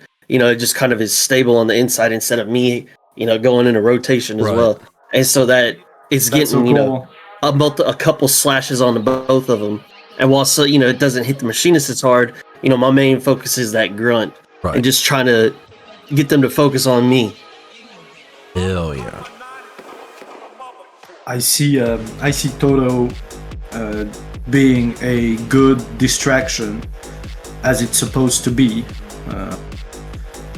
He does that very well, doing the bait.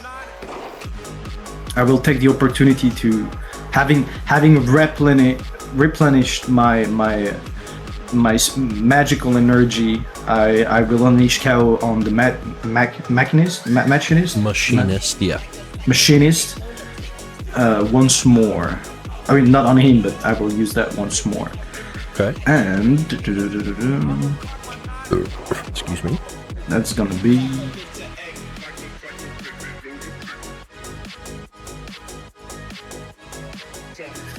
+1, and yeah, that's gonna be a 12 with hope. 12 with hope on the machinist. Take your hope, but unfortunately that does miss. And as a result of the fear, sorry. No, or not as a sorry. result of the failure, sorry, it was a hope. Or what you got? You got something better? After you cast a spell or make an attack, you can mark a trace to do one of the following. Gain +2 bonus for the action roll's result. No, So it's okay. I'm just gonna let it miss. Okay. As a result of the fear, What fear? What with hope? as a result of the failure, shit. Okay. The machinist is going to drop a smoke canister that fills the air within close range with smoke, dizzying all targets in the area. Dizzy targets have disadvantage on their next action roll, and then you clear the condition. So, Toto, you have... Hold on, let me see real fast. Can I get better positioning? Toto.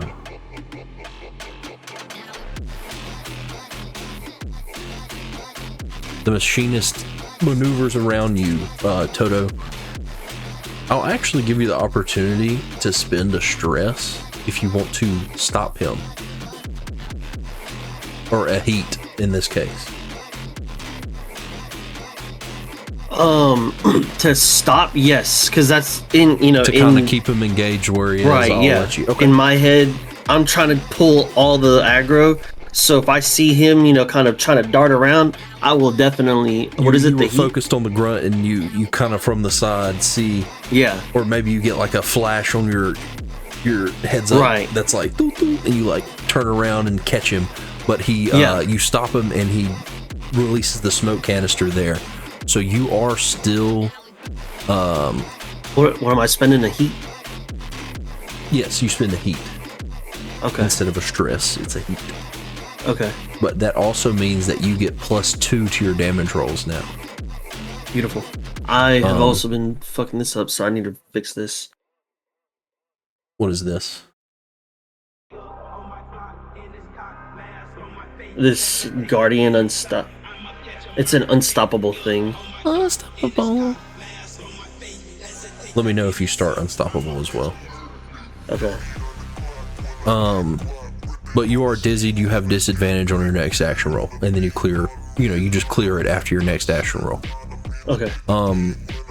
This ordinance is going to move in. He's gonna take a shot at Zach. Zach is has like a medium build mech with a large great sword, and he manages to like put the blade up and block the shot. This grunt here, yeah, he's gonna move in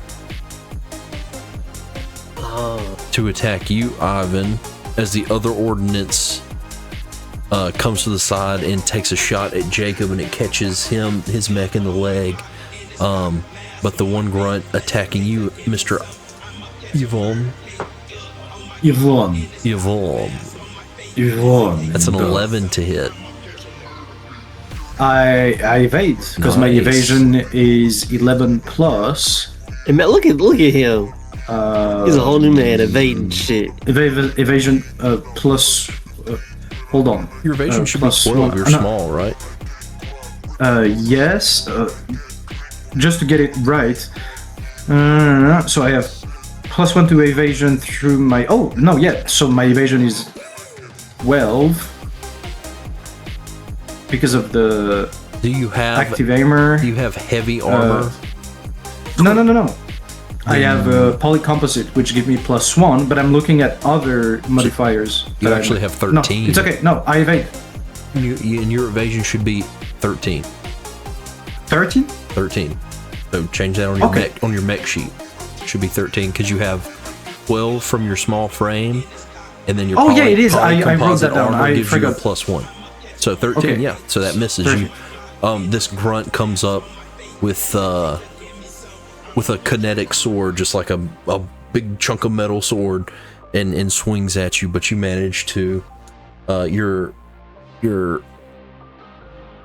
lithe, delicate, Truly, what he swings at designed is mech. after image of myself. Ah, cool. I think all my guys have gone. Let me spend that fear for the attack I just did against you. Machinist didn't require fear. Ordnance grunt. This other grunt is going to come to you, Toto, since you're right there. That's a grunt. A 9. I think that hits. A 9, yeah, I have 8. Okay. Evasion. It's just a D. This is a D8 instead of a 10. So we're rolling 1 die for damage. 3 damage. That is, I will spend a armor slot. Okay. And kind of the way that I see it is like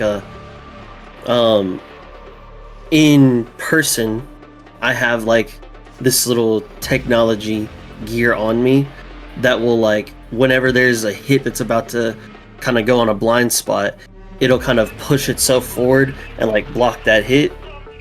Like, I've kind of had that added to my mech, so that way if something's going to my blind spot, it'll just kind of push itself outwards and then block that hit for me. And so while I'm engaged here, you know, I see it as this dude maybe trying to like sneak attack me, and then my armor comes in and like kind of blocks that damage for me. You have like adaptive armor. That's cool. Yeah. Cool. So, and with that, I think that's perfect. The spotlight goes to you, Toto. What are you doing in response? I want to use this unstoppable. I want to try that. Okay. At level 1, your unstoppable die is a D4. Mm-hmm. Place it on your character sheet. After you make a damage roll that deals 1 or more hit points to a target, increases the value. When the die would exceed its maximum value, or when the scene ends, remove the die and drop out of unstoppable. Basically, when every attack, you do 1 more damage. When you get to 4, you get your +4, and then you get rid of it. Okay. So okay. So I gotta hit them first. After you make a damage roll that deals 1 or more H point, then I can increase. Okay. So right now it says I can either, when I'm unstoppable, I can reduce the severity by 1 threshold. I can add the current value of my unstoppable die to my damage roll, and I cannot be restrained or vulnerable. Right. Okay, so you know, I kind of while like, you're unstoppable, you get like a free armor slot. Yeah. And all the other stuff it said. Yeah. So right now, like, the way that I see it is like my mech is kind of like powering up, and it's like I'm getting more accustomed to the mech itself, and I am going to engage with the machinist again, since I'm like grappling with him, and I'm gonna go try and hit him with the Omni sword. Go for it. Okay, so I got a 13 with hope, but then I have 2 strength, 3 strength, so that's 16 with hope. That hits. Now, what is Take the? Well, what's the? I'm at a disadvantage. Roll a d6 So what am I- and subtract it. D6. 16 to 14, so 14 with hope. That's still good. Okay. So now I want to spend a hope and use the whirlwind attack as well. So when I, hit someone, I can hit everybody in very close range. Oh yeah, that's the And I'll roll machinist and my- the grunt. Roll my d12. Which, if you're focusing the machinist, you would have moved right here. Or yeah. Which Yeah. it's literally one square. It doesn't matter. So I got an 11 plus 1 plus 1. So I'm at 13 damage. I also have the unstoppable. You add the current value of your unstoppable die to your damage roll. So 11, 13, so 14 is what 14 I'm damage. Yeah. Tell me how you get rid of the machinist. Kind of like after grappling with him, and he's already taken some cuts from the Omni sword. The first thing that I do is like I kind of go for like a big, like diagonal, like X swings on him, and then when I'm coming back down this way, like from top left to bottom right, I also go into that whirlwind attack to hit the grunt as well. And as I go through the whirlwind, it hits him just horizontally through where I would assume the cockpit is, and he just explodes right there. Nice. And then I focus towards the other grunt. All right. Oh, I fucking forgot the heat shit too, but yeah, it's more damage, whatever. Right. It's just more damage on top. Which I've also been forgetting to ask what y'all's heat is because you receive more damage too. Yeah. So now my unstoppable die goes to 2. Right. Okay. Perfect. Ivan, what you got? Same as before. I see the little blip of the machinist disappearing on my screen, and to myself, I say, maybe Toto is capable enough. That's a good ribbit. Yes. Okay. Over the comms you hear, "Thank you, Ivan. If you need me, let me know. I'll be there." I say this out Hit the loud. mute button. Don't mind me. And I unleash chaos again on the ordnance tube. Oh wait, no, I have a grunt in front of me. Right. To the grunt in front of me. Jacob's going to do like a kickoff, and he like kicks off, does a backflip, and shoots another one of those energy arrows, and you have advantage. Jacob fucking badass, bro. I know, bro. Legolas up in this shit. That's what I'm saying, boy. Excuse me, Legolas up in this shit. Plus one. It's gonna be 23 with fear. Jesus. That hits. Definitely, no question about that. And then You wanna take the machinist off Oh yes. for me there? Yeah. Claim my victories.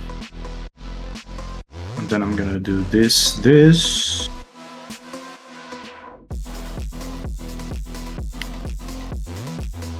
I can reroll the lowest. Goofy, yeah. Boy, that music hit, boy. Goofy ass. Yeah. I know exactly why you doing that too. I don't want people saying I got sauceless commentary. Yeah. I'm not gonna replenish my energy just yet, but I'm gonna spend a stress to enhance my attack. Okay. And remember, for every Therefore- heat you have marked in your mech, which is the stress, right? For every heat you have marked, you get +2 to damage. Oh, I forgot about that. So I have It's 4 okay. stress. You're doing 8 extra damage on top. Holy shit, this dude But is you're also I'm taking about to. 4 I'm extra about damage. to. I'm about to put a black hole on him. Holy shit. 28 damage. 28 Holy damage shit. to level the one. grunt. To the ground. 28 is... Holy shit. Check this. 28 is exactly double his severe. So, Holy shit. with that, that is grunt number 2. I think he already... Yep. So, Ivan, tell me how you kill grunt number 2. Grunt number 2 doesn't exist anymore. He vanished. He disappeared from existence. Nice. Holy shit. Grunt 2 was here, and after Grunt 2 not here anymore. Word. Holy shit. The way it worked this time, for some reason, my magical energies were sufficient enough that instead of channeling a sphere, I projected my magic onto himself, which then shaped the magical energy just like the outline of his mech, perfectly defining him and then making him completely disappear. Poof! Nice. Without a trace. Vanished. But as a result of the fear, grunt number 1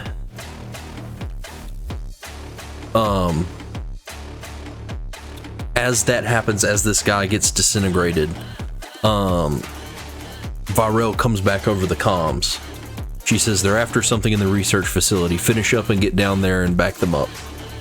Just kind of giving you updated orders. As you take that second to listen, Ivan, you all of a sudden, we'll see if you catch it or not. This Ordnance 2 is going to have a shot at you. A natural 20. So, covert, no, not covert, Ordnance. That's 10 plus 3, 13 plus 2. 15 damage to you, Ivan. Now, I got a question for you. Okay. I got that I am your shield, and it says it's within very close range. Is there a world in which that, like, I can, like, go from, like, where I am here on Shmep to, like, intercepting it, like, over here? Is that a world that happens or no? Not, And if not, that's okay. not in this case. Okay. That is the balancing factor for I am your shield, is the fact that you have to be very close. Okay. How much damage you said? Was it 15? 15. Yeah, I did max damage plus 3 plus 2. Yeah, 15. So my mech takes the damage, not me. My armor is 4. Right, generally in So mech I'll combat, use you're going to my- do everything structure and heat, unless I specifically tell you mark an HP or a stress on your character. Okay. Yeah, but also damage taken plus by 1. So 15 plus 4. 4. So 19. 19 damage. Damn! That's That the boy heat, got baby. fucked up. That's that heat. That boy got fucked up. That's cool. I'm glad we're finally getting to play this shit, dude. And how many armor can I mark? 1. Well, how many? Oh, You yeah. can mark armor. 1 armor slot to reduce damage. You are currently Okay. playing the only character that can mark more than one armor slot. Who? Me? You, yeah. The Nice. Guardian. Yeah. Yeah. Okay, so as this is incoming, I foresee what's going on. I vent. My name is Yi from Sanzi Studio. Therefore reducing the damage to 6 to 17. And using an armor.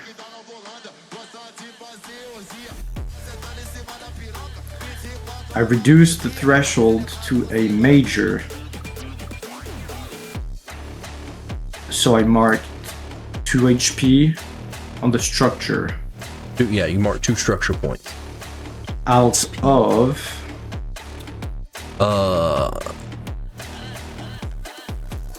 Yeah, I still gotta make the fixes to the sheets, but I didn't want to fuck up what we had. Your HP max for a small mech is 5. 5 is not much to work with. Nope. If I were y'all, I would put a check, like Baguette, put a check in the 6th box. Because then you know, once you make it to the far marked one, then you're out. And Tug, I'd put yours in the 8th box. I have 7 HP in total. Or like, Alright, or if you want to, highlight those SP. cells and black them out. Like highlight them and fill cell color black. You get what I'm saying? Yeah. You resolved, Ivan? Yeah. Okay. That ordnance guy took a shot. And the other ordnance guy, other ordnance guy is going to take a shot at Derek with his dual daggers. I have a quick question. When I vent, does it also reduces the... Oh wait, no, because I was in a suit. Wait, so do I mark stress as well as I mark heat when I'm in my suit to cast spells? No, you just marked the heat. Okay, so I don't have any stress on myself. You have no stress on yourself, but you just have heat on the suit. Okay. But you did vent. You did vent. Right. And Yes. so you spend 2 hope to vent 1, Yeah. or you can give, or 2 hope to vent 2, or you can give me a fear and vent 2. Yeah. Okay, no, I'm on the storyline. I'm on the timeline. Gotcha. The other ordnance guy is going to take a shot at Derek.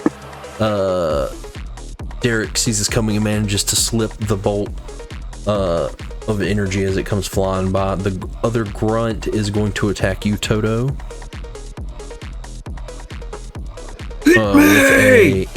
With a 15. I think he does. Oh, yeah, he definitely did. I'm just kidding. No, I changed my mind. Grunt is a D8. 7 plus 1, 8 damage. I take 9 because I have 1 heat marked. So 9.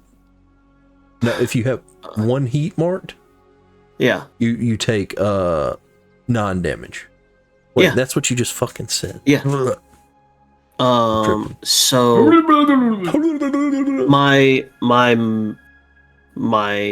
threshold is 8 and 16. So I do 1 armor. And you're unstoppable. Oh, yeah.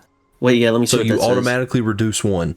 So if it hit major, you're automatically down at minor. So you mark an armor and you take 0. That's fucking goated, dude. The actual tank class. That's actually goated. All right, Welcome perfect. to the tank family. Yeah, Now that's you know what yeah. it feels like. Hey, wait till you see my next move. He's gonna multi-class druid on his at level 5 and get the fucking beetles too. Wait till you see my next move. No, I'm pure class. I'm pure class. I don't multi-class. It's back to y'all. I Over the comms, you hear. We should not bother with these one and focus on mission. Move out. Yeah, but who knows what they'll do. If you want to move on, I'll take care of this, Ivan. And I can always catch up to you. I agree. That's gonna be up to you, Ross. Good luck, because I contact the nearest unit, which would be Jacob, and I say, Jacob, I'm moving out. I need support. Jacob comes back over the comms and he's like, the squad leader told us to finish up. I don't know if we should leave them, but you know, I'll take your lead if you go. Then we go. Okay. So with that, Ivan and Jacob dive down towards the Research facility. the facility. Go Go ahead. Go ahead. I was gonna say, after seeing them like take off, I know like it's less people for me to have to like kind of worry about, and so I'm going to I'm gonna use my unique hope feature. I'm gonna Okay. spend my 3 hope to clear 2 armor slots, Nice. and then where are we at here? Oh, so they're scared. Okay. I'm gonna position myself on this side to kind of get a little bit of protection to Derek and Zach, and then I'm gonna use the Omni Sword on Fella and Zach also moves in next to you. And he's like, I'm not going to let you have all the fun. And he's kind of a more tanky, like, fighter style person. So he comes in and attacks the grunt, kind of taking some distraction, giving you advantage. Oh, appreciate you, Zach. All right, so we're gonna do the Omni Sword.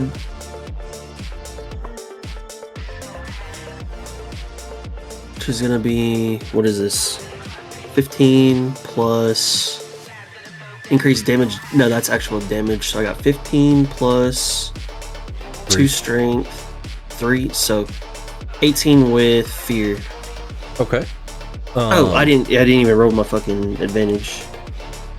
24 with fear. Jeez. Yeah. That hits. Okay. Go ahead and roll your damage. So that's D12. 4 plus 5 plus 6 plus 7 plus 8. 8, and then I have unstoppable 8, and I have a 2. So 10 damage to that guy. You did your heat? Yes. Okay. 10 damage I went, to grunt. yeah, I went from a 4 to a 10. Oh, nice. Okay, cool. And then because I hit, I move my unstoppable die from a 2 to a 3. The grunt there is starting, his mech is starting to smoke. You're starting to see sparks at some of the joints. Good. That was with fear. Yes. I'm gonna have one of the ordnance, the one lone ordnance, because Derek is kind of approaching this other ordnance. He's gonna take a shot at you. Ordnance 2? Ordnance 2, yeah, it's taking a shot at you. Alright. Perfect. 7. Me, oh wait, no. I have 8! I have 8! I have 8! So while you're engaged with the grunt, you see, like, kind of past his head, you see the ordnance guy, like, train his guns on you, and you kind of duck out of the way just as, like, a bolt of energy, like, right where your head was. Hell yeah. It's back to y'all. Or back to you, I guess I should say. You see, I'm just gonna do the same thing. I'm gonna just continue hitting with the Omni Sword. Okay. Actually, because he did shoot at me, I do want to reposition to like right here, just because I'm worried for Zach. So I'm gonna go here.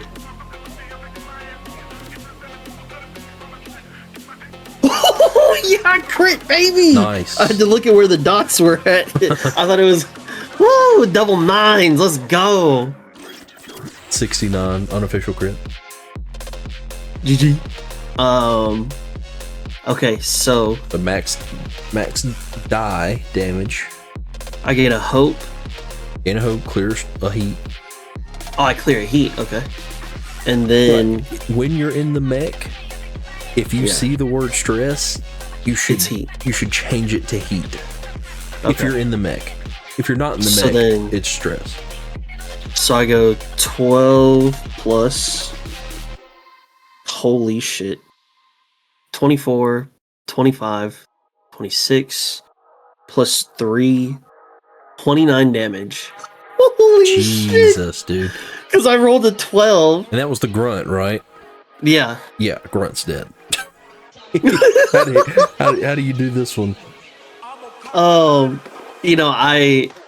been slashing away with them, chopping off an arm. I chop off the other arm so he can't really do too much damage to me. And then I know I gotta catch up with Ivan and Jacob, so I just straight through the cockpit and then take the sword back out, and then I turn my attention towards Ordnance 2. Both of the ordnance guys, they saw Ivan and Jacob begin to dive. Quickly they attacked. You killed this other grunt. They turn and begin diving after Jacob and Ivan. Ivan, you're cruising down towards the station, and there's just like blaster bolts, like bolts of energy flying next to you, around you. Your like targeting systems are going off that you're being targeted by something. And then so it's like you're in the front, they're in the middle. Toto, Zach, and Derek are behind. What are y'all doing? Ivan, you're like taking fire from behind. What do you do? Move aside. Move aside. Okay. So I hit that guy, so I go to That's a 4. 2. That doesn't hit.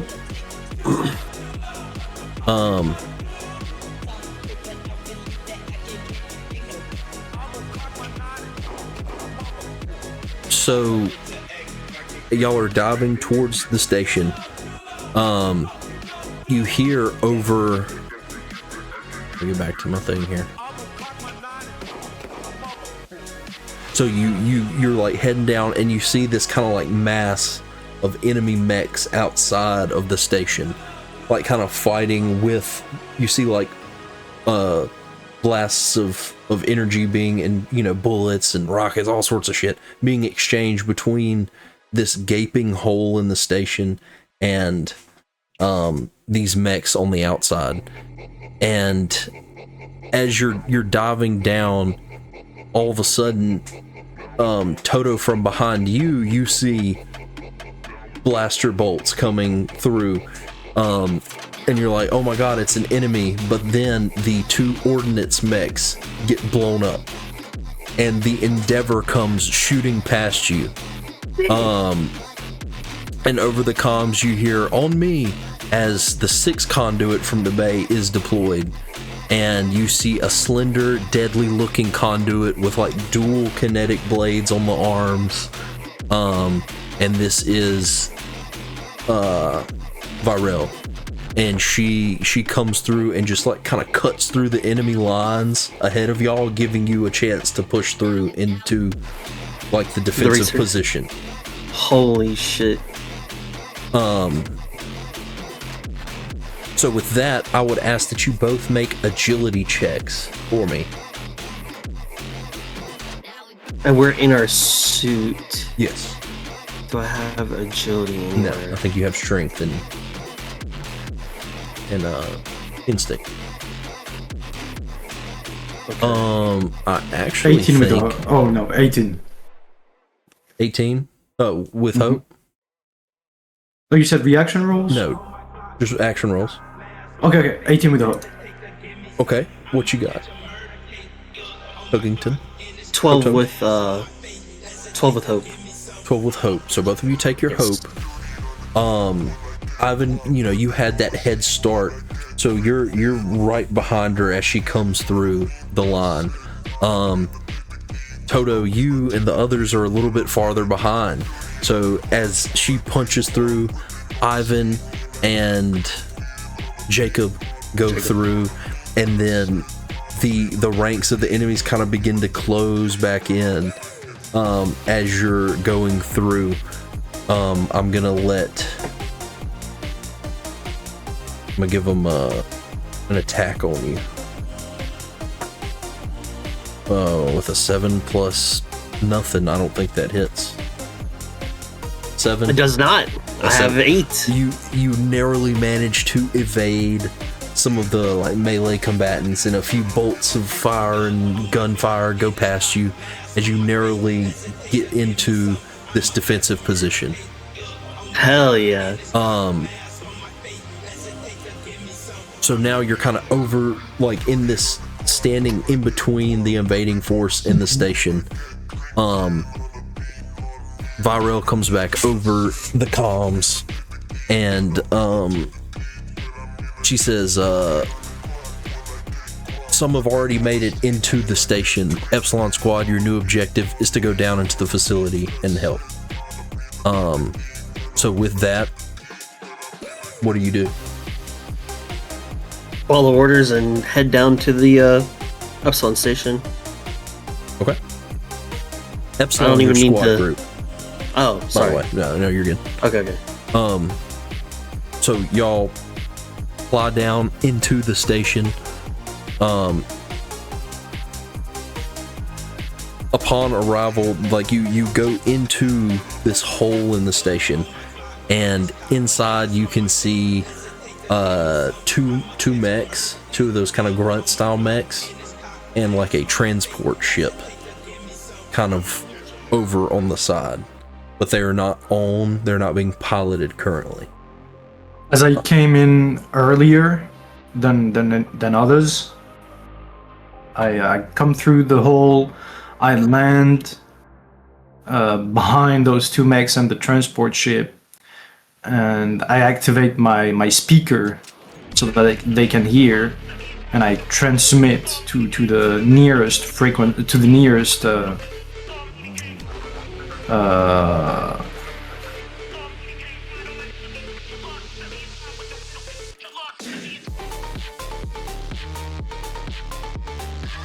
nearest enemy's mech.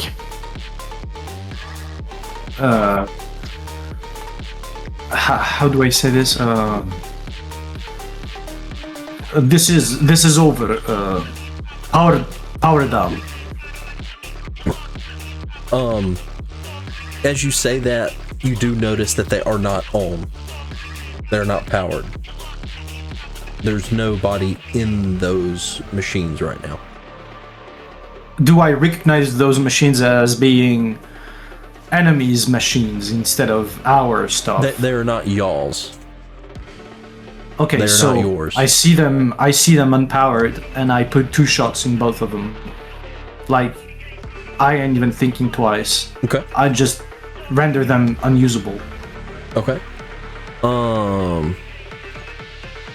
Yeah, easy enough, I'd say. So you take a couple blasts and render all of those. You said the 2 mechs? Yeah. Okay. So with that, you are down in the thing. What are y'all doing now? I'm just gonna scan the place to try and understand what's going on. Are there any living life forms in this place? What is or who is? I would assume that being part of this organization, I have access to multiple sources of informations living in this era. And I would assume that I would have access to at least some kind of database that would allow me to gauge who's who, not in detail, but in a superficial form, so that I can so that I can gauge who I'm dealing with. So, like for instance, if this transport has civilians in it, I would know that they are civilians and legit people. Make a knowledge roll for me.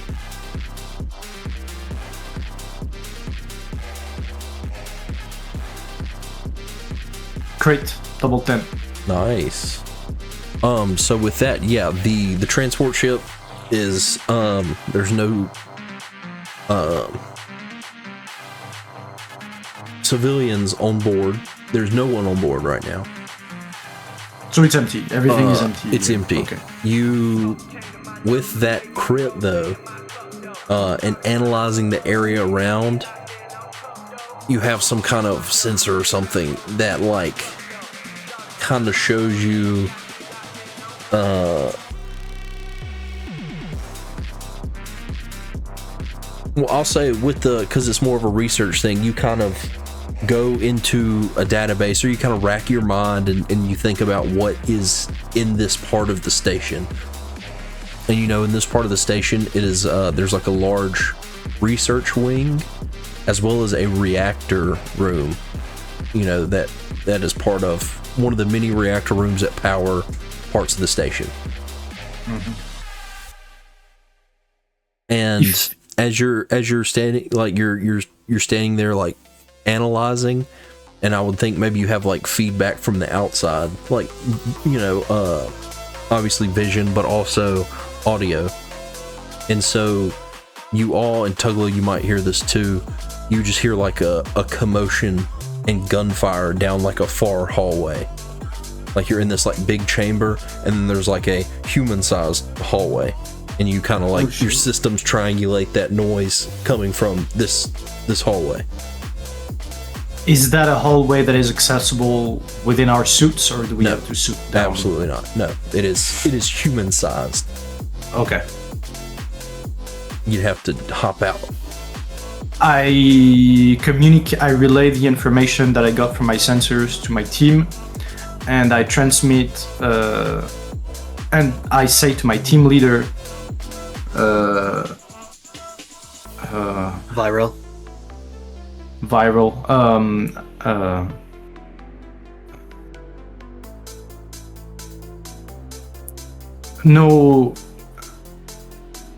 No life detected in the vicinity. I located nearest source of interest, and I just like swipe the data to her so she can see what I'm seeing through my sensors.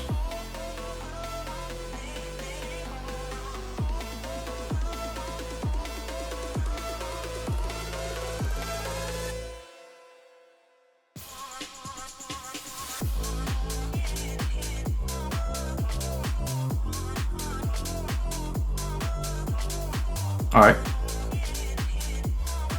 I guess I power down. You know, do the power down rituals. Get out of the suit. Get myself my short staff and get in there. I'm laying up first then. What did you say?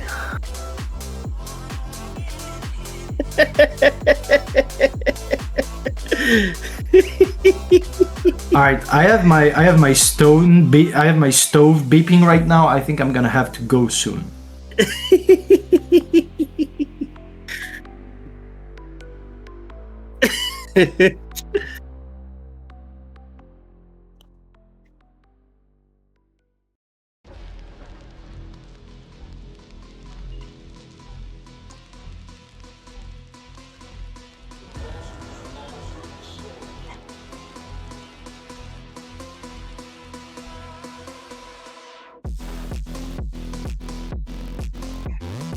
Me, 100%.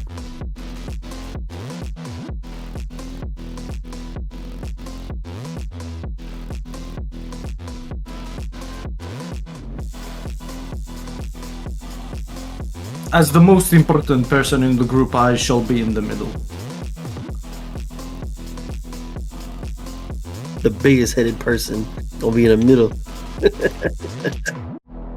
We're gonna have a discussion after this, Doug. I swear to fucking God. Oh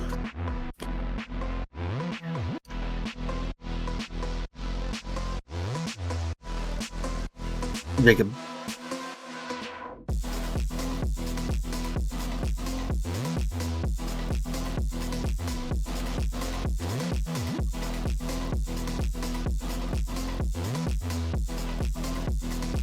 And we're just our normal sheet now. We don't. Okay.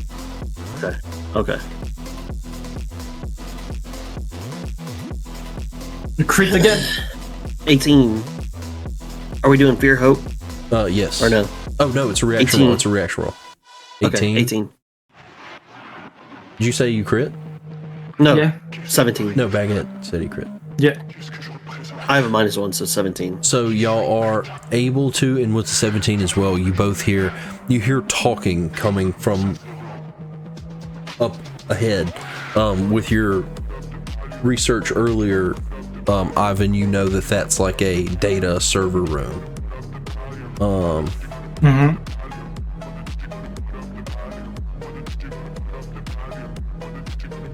So you guys, you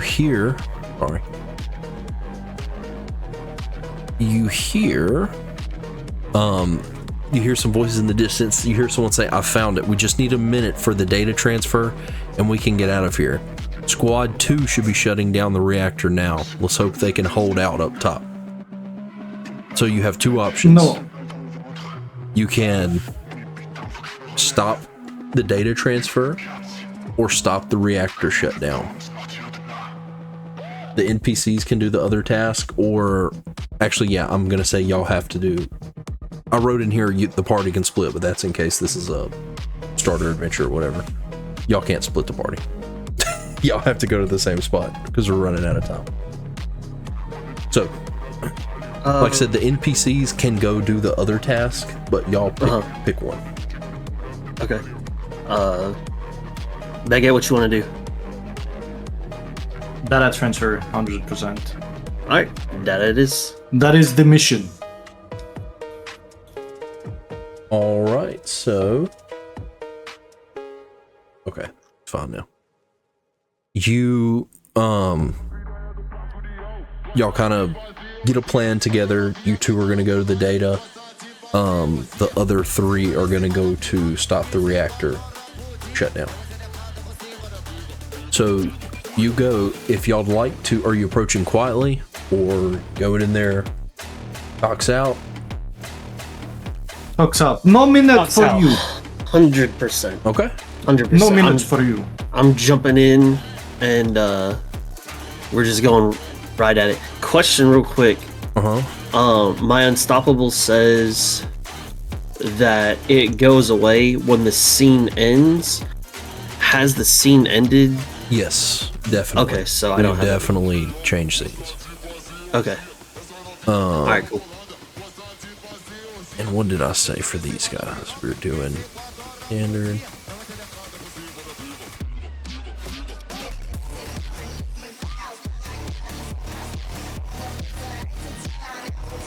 This is going to become... I'm just getting some tokens ready real fast.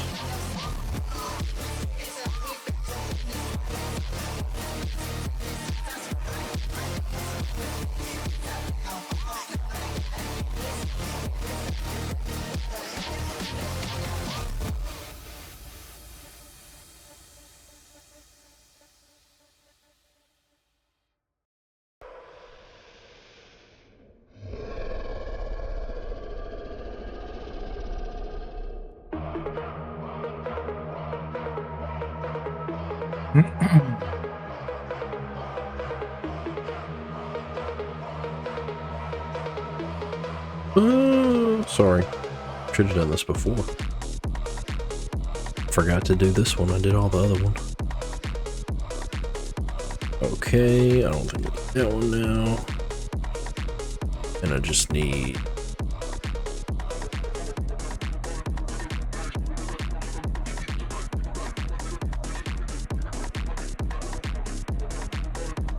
Yep. Okay.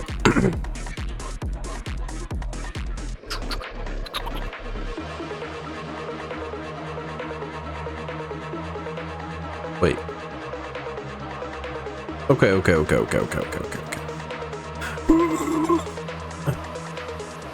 I moved me, Zach, and Derek Okay, to that cool. thing on the right. This is actually a... Oh, I guess Zach and Derek aren't even here.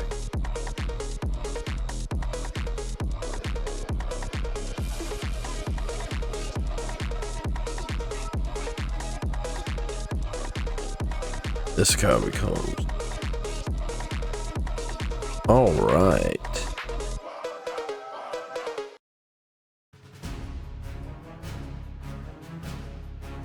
This music is about to piss me the fuck off. I'm gonna put on here. Repeat the playlist. Alright, so... You guys, if you would move yourself to the top.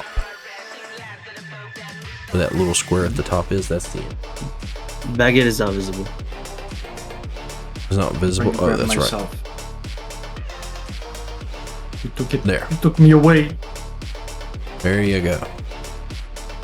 Ivan. Da. Okay.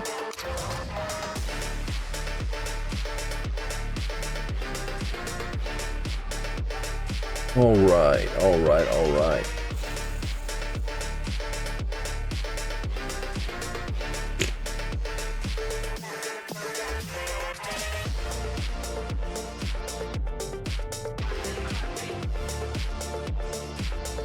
And I say to Toto, no need to look for anyone. Rush to Central Station, shut down. Like, we are trained for this type of thing. There has to be a command that we can enter to shut down server access or shut it down completely within the central command. I ain't even trying to look for no one for 10 hours straight.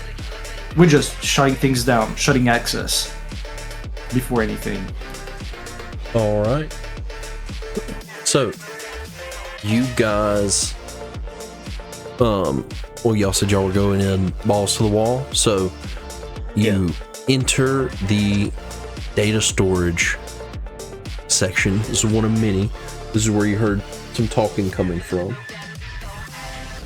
And as you come in, excuse me, let me get the right thing selected here. Tokens.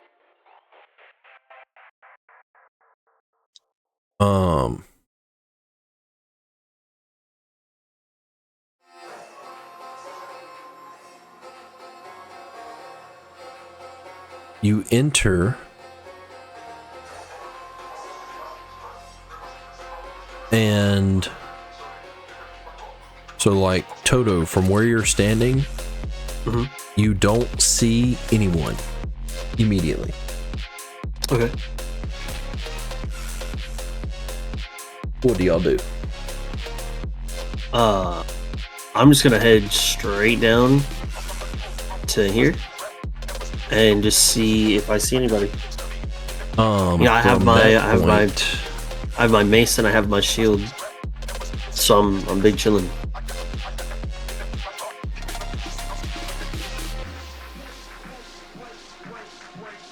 As you move into that center area, you see there are several people in here.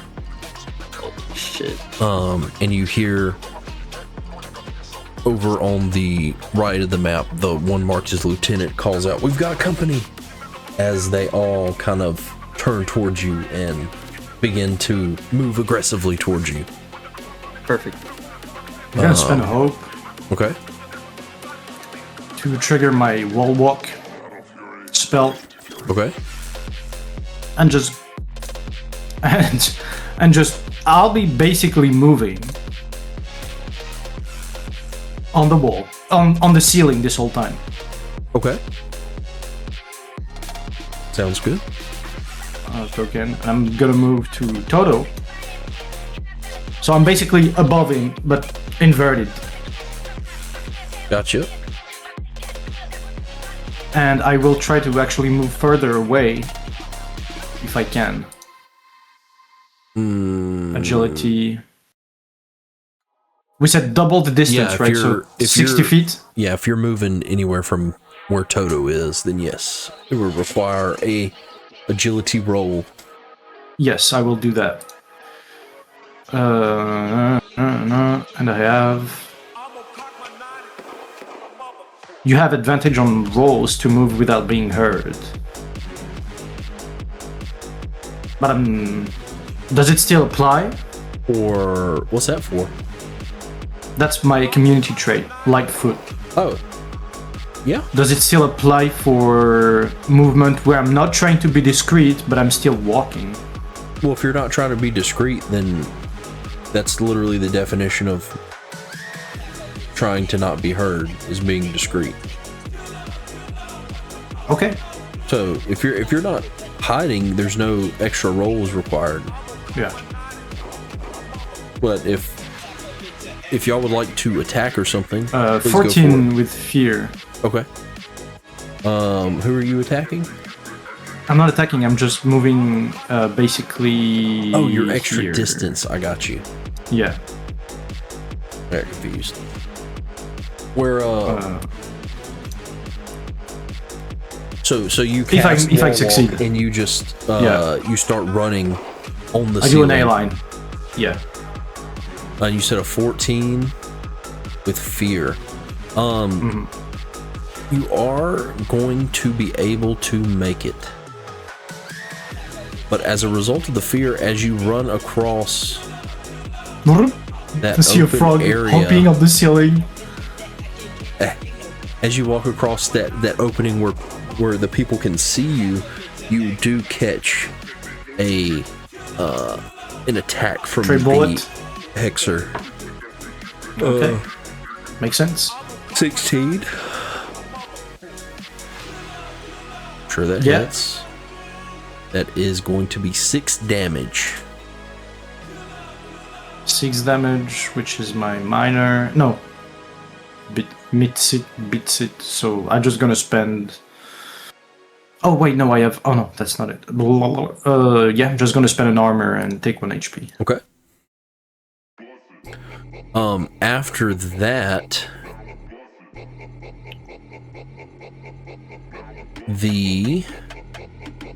was the Hexer, this lackey.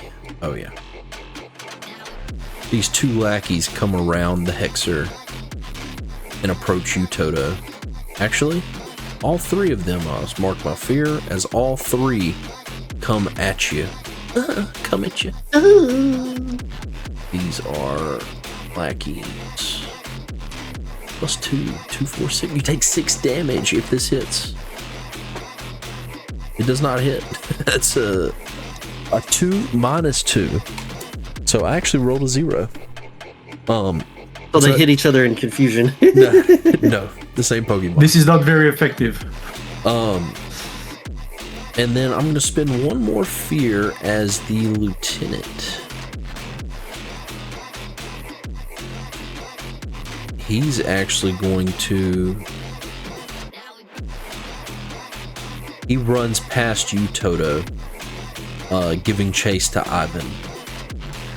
It is back to you guys. Zach moves in. Jacob moves in. Derek moves in. And Derek is going to shoot. No, who had the bow?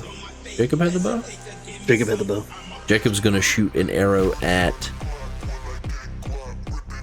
the lackey on your right. Okay. So he, pulls. He has a bow similar to the one used by his mech, but like obviously a smaller size for him. As it's a bow, and he pulls it back, and like an arrow of energy appears, and he lets it go, and it shoots into that lackey, giving him advantage on it. No, you know what? He's going to shoot the lieutenant and give the lieutenant disadvantage on his next attack. He sees the lieutenant headed towards Ivan, and he knows Ivan's a little more squishy, so he shoots an arrow over everybody. It goes whizzing past your head, Toto. But it's back to y'all. Spotlight's on y'all. Oh, I'm gonna take the lead. I have to. I'm sorry. I'm in the fog. I lost my character. Oh. Random block of fog. I get to the console, drop down, and I remember my classes. You know, this is not just a civilian station. This is a military station. This is a training station. We do all kinds of stuff in here.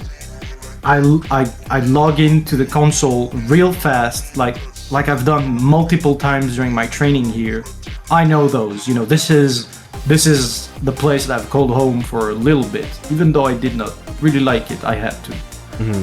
And I look and I log in. I immediately go to the security protocol settings, and I just engage everything that I can find in there. Okay. Though you have been here for a while, you don't have upper level access to just turn that stuff on. So if you'd like to, I'll let you roll a knowledge roll. It would be a countdown, because it's not necessarily an easy task to hack into the people that hold some of the most sophisticated technology in the galaxy. Or to do specific, like log in through administrative ways, shut stuff down. What you're saying, roll a knowledge roll for me.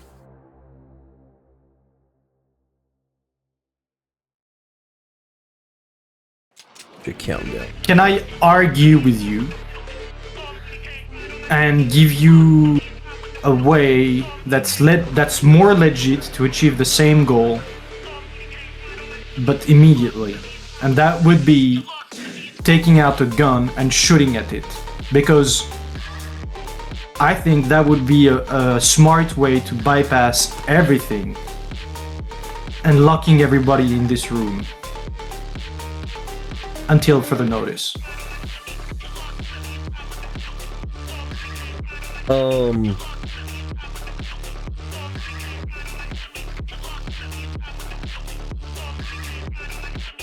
I mean,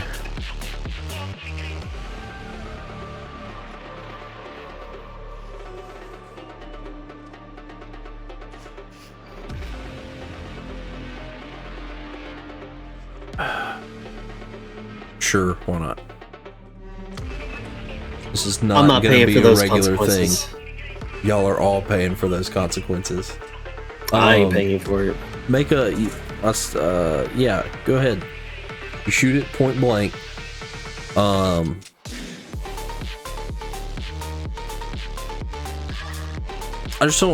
don't see how that would make the door close, honestly. I'm in my okay, no, just give me the context would be, if it takes too long for me to shut down and they're still in the process of trying to extract any kind of information, and I cannot access, or I have to hack my way into while the fight is going on, and I really want to shut it down right now, I would assume that something of that nature going on in such a place, me shooting at it, would bypass all that hurdle into security mode by default. You are more than welcome to shoot it and see if your theory is correct.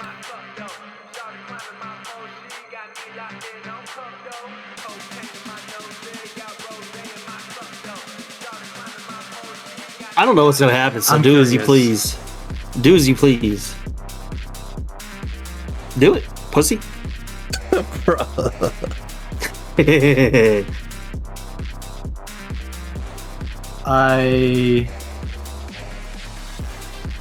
This is only the terminal to access the data. It's not the data itself. That's okay.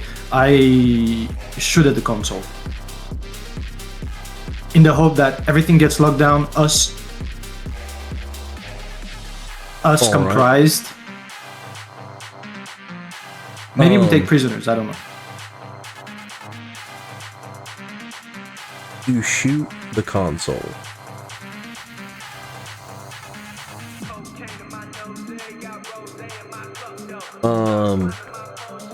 Pick high or low.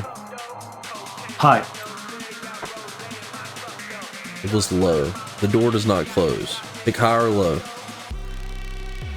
Low.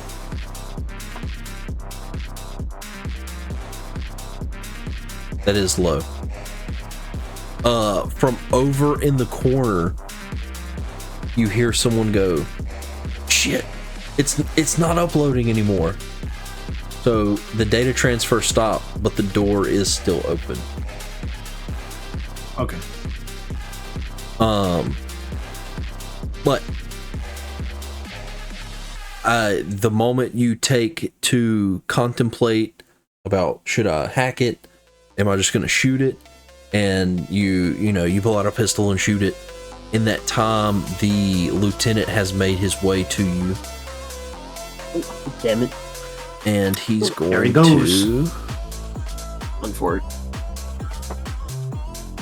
He has disadvantage. He does. So that's a 17 or I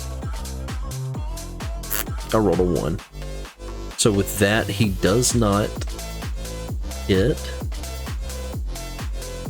You just barely manage to, you like hear the footsteps coming and you duck out of the way as he buries his he has like a kind of like a javelin, steampunk looking javelin, and he like plunges it into the console. From where you heard the voice, a bandit comes running around the corner to attack you.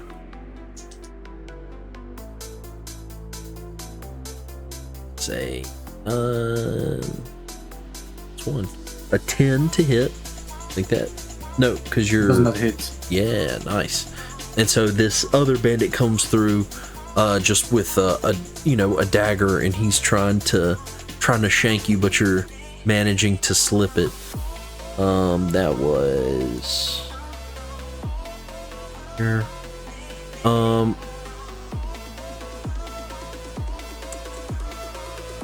The Hexer is going to move into this space. And he is going to...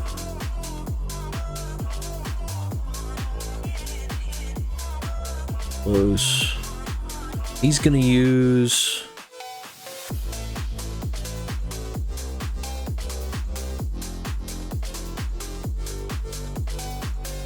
This is too late for all of you. You cannot take data anymore. Mission failed. I might die, but you are done for. You messed with the wrong people. He's going to use Curse on Ivan.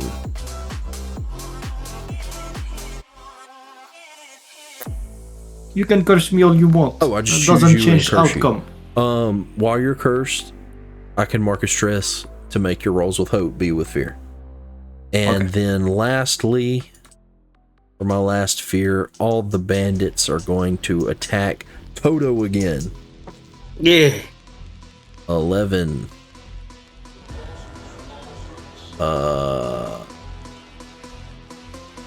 -2. So 9. Hit. Hits. That's 6 damage.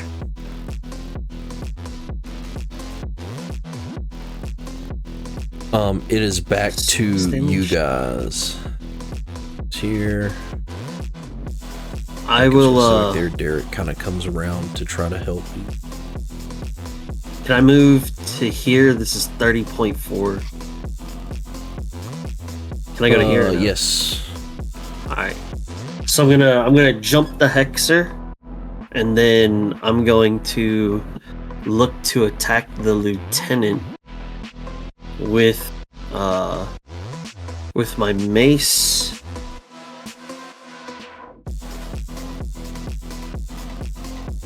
And if it attacks, I'm gonna use Whirlwind. If it hits, you're good. Yeah, I got you. Yeah. 22 with hope. 22. Do you think it hits? Oh yeah, it does, 100%. Go ahead. Take your hope. Then I will spend that hope to use whirlwind. And what is it? 1d8 plus 1. Oh shit, nice. I got a 7 damage onto the lieutenant, and then half that to the bandit.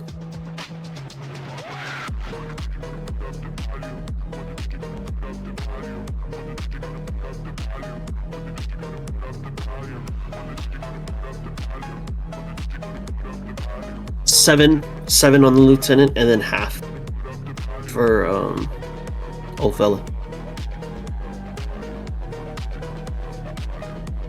Bandit.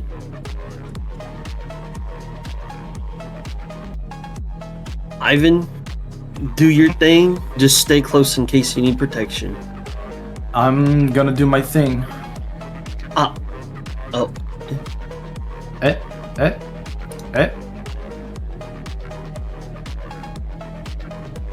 Oh, that I'm was just gonna unleash chaos again Hell yeah. Unleash the chaos. on the lieutenant. Lieutenant? Yeah, lieutenant. If you're Lieutenant. from across the pond, from your neck of the woods. Lieutenant. Lieutenant. No. That's how they say it at Warhammer.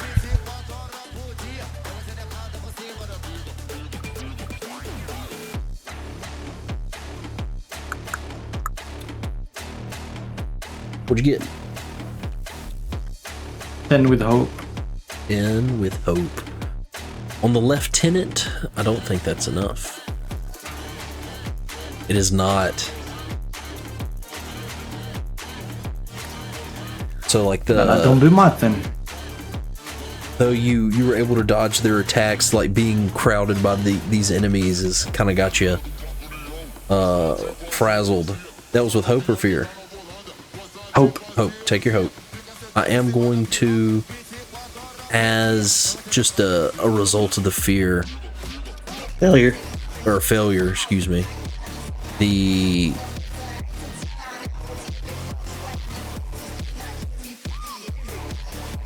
Hexer. Oh, did y'all roll with disadvantage? Did I do the smoke thing? No. No, because I did the... Yeah, I got you.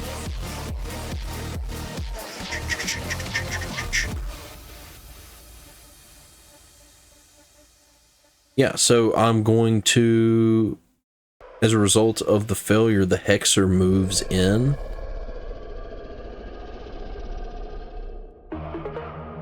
And he is going to use Chaotic Flux. 3 targets, so that's you two. Mark stress on the Hexer. As this many and this many. Mark a stress, and you both take 2d6 plus 3. There's 2d6. 6 and 5, 11 plus 3, 14 damage to both of you. Now, question: how would I am your shield work? Oh, make an attack. Hold up. Let me roll the attack. It's a 4 or 5. Excuse me. I don't think it hits either one of you. Nope. Sure don't. Again, just the chaos and the bundle of this confined space is like messing with everybody. But it's back to y'all. If you don't want it, then I'll very glad. Sure, go ahead. All right, I'll again go after the lieutenant. Okay. I would assume that the new fella, the Hexer, is in very close range of me, 5 Yes. to 10. Yes. All right, if it hits, I will whirlwind. 5 and 3 is 8 plus 2. What? 10 with hope. 10 with hope on the lieutenant does not hit. Fuck. You do take your hope. As a result of the failure, though,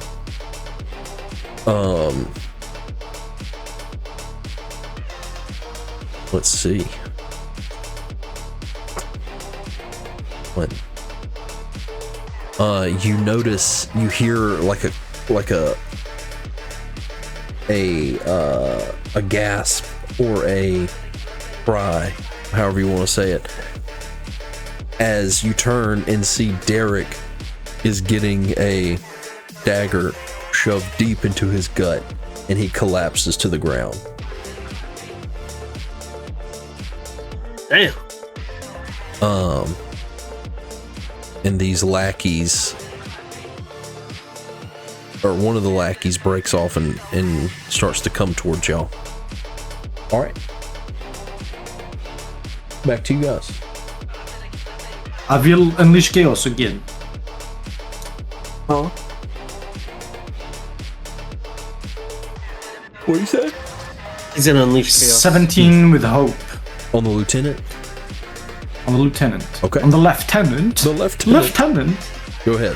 I will spend an additional stress to hit an additional target within range. That would be the bandit. Or Xer, sorry. Okay.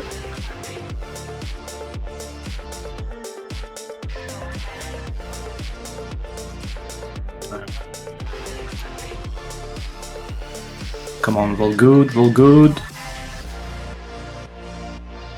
10 damage on each.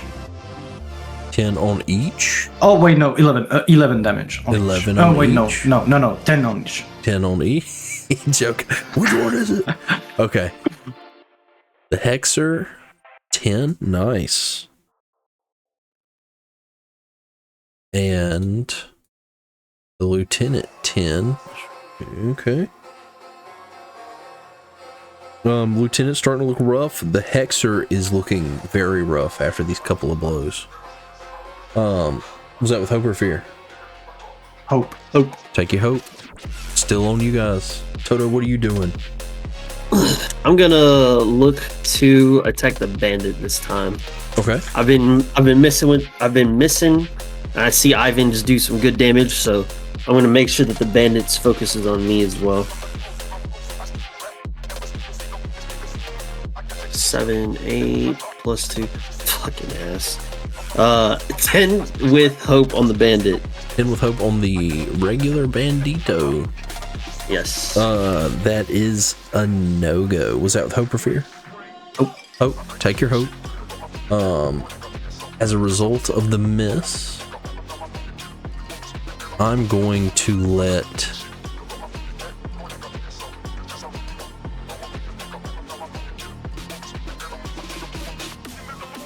where did his card go? There we go. Oh, there we go. Yeah, so with that miss, the lieutenant says, you hear him shout,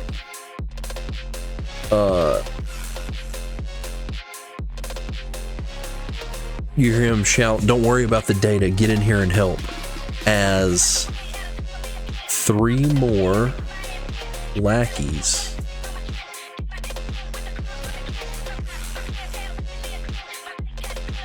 come out from this. They were back here digging around in this side room here behind these racks where you couldn't see them. They come into the scene, but it's back to you guys. Or hold on, let me make sure they don't like immediately go or something. Summon 3 who appear. Okay, they don't go immediately, so it's back to you guys.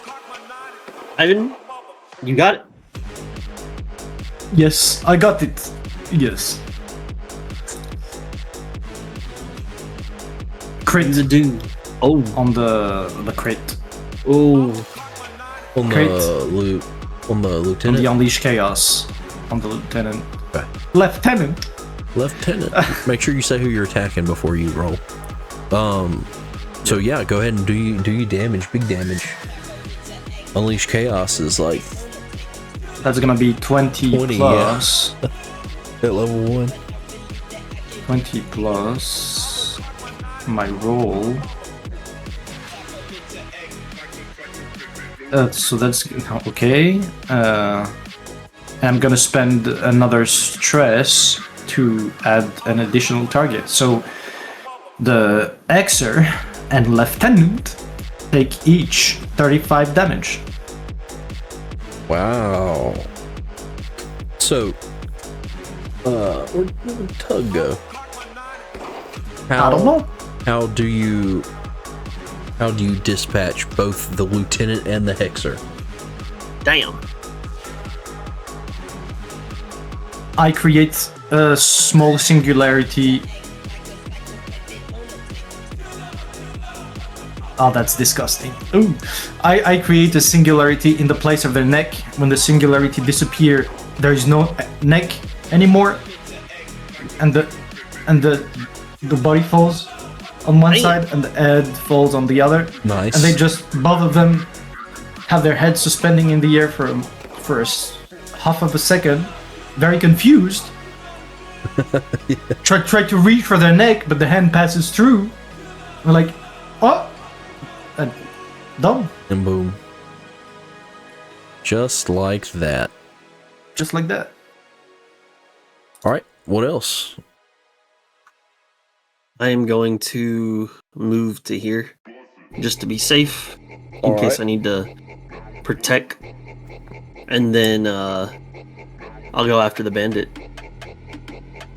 Go for it.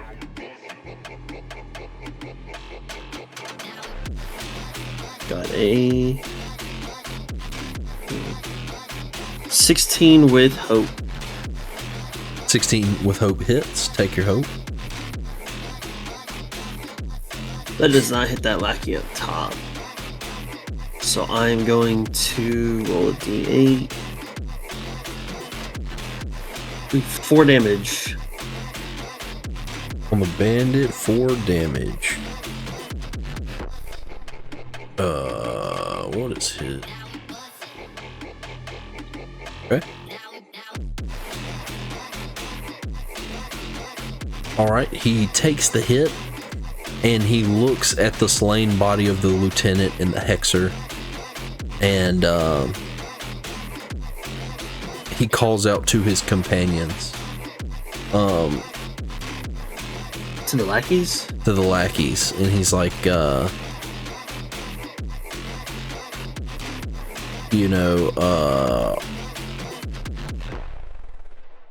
I'm literally drawing a blank, just trying to come up with a name.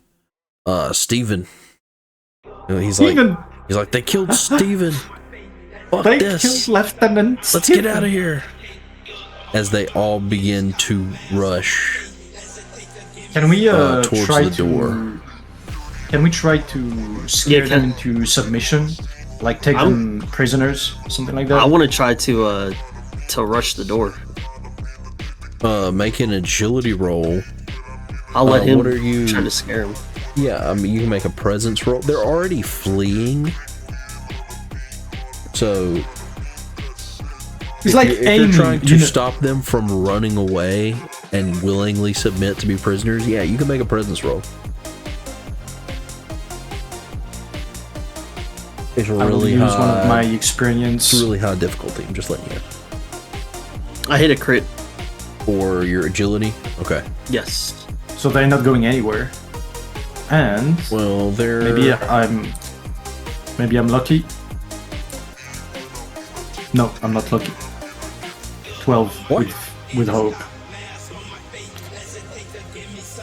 A 12 with hope? Yeah, I ain't gonna convince them. Yeah. They're too it's- scared. Exactly. They are running towards the door. These two are running up this way. The other one went here. This one's going here. Derek's almost dead. Okay. So Toto, you somehow managed to like blast past 20 people and get to the door. I ribbit hop. Hop So- over all of them. What are you doing? one, I'm gonna play defense at the door. Make sure nobody slips by me. That's my main priority right now. There's one in front of you about to slip by you. What are you doing? I'm gonna move right here, Okay. and then I'm gonna hit him with the mace. Well, I don't know. Is that within range? No, not of melee. Oh, so I have to be on him. Yeah. Okay. I mean, it doesn't really matter, but I'll be right here. That's fine.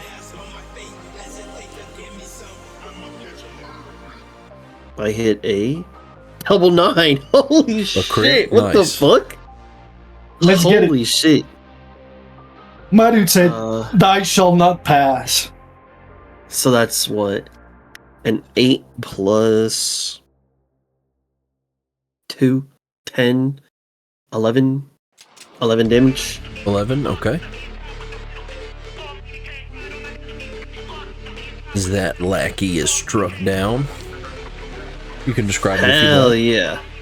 BRB. Okay. I take the mace. I got you. It's okay. Give me 1 second.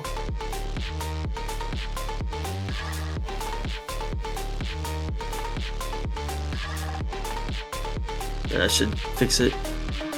I take the mace. It didn't fix it. And I just slam it down on top of his head, and his head just kind of Nice. downwards, and he just kind of has no brain left, and then he just kind of and falls to the ground. Word. And now I just wait for more people to try to hit this exit. All right. We'll take a second for Baguette to get back, I guess. Yeah. I don't know. He can just tell me, and I can just hide his cam from stream. Oh yeah, because I didn't even fix the thing. Right, because when he leaves, you can turn on your stream and it fixes it. But because he's still here, it's like got it all fucked up.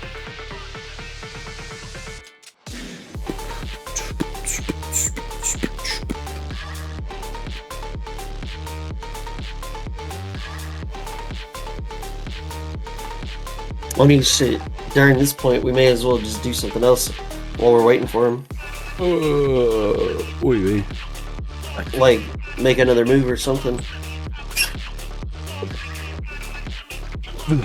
He's back. All right. Welcome back. Thank you. So as of right now, it is still y'all's turn.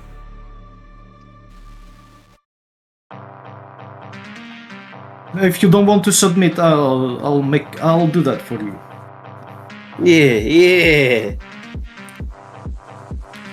How can I just scare them off? You cannot run anywhere. You're about to die in here, just like Lieutenant Stephen. Okay. What are you doing? I don't know. I'm trying to talk them into it because this is ridiculous. Make a presence roll.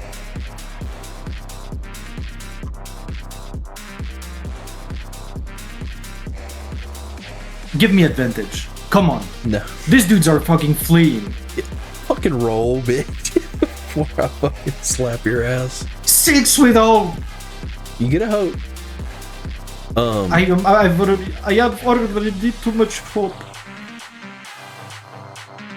As a result of the failure,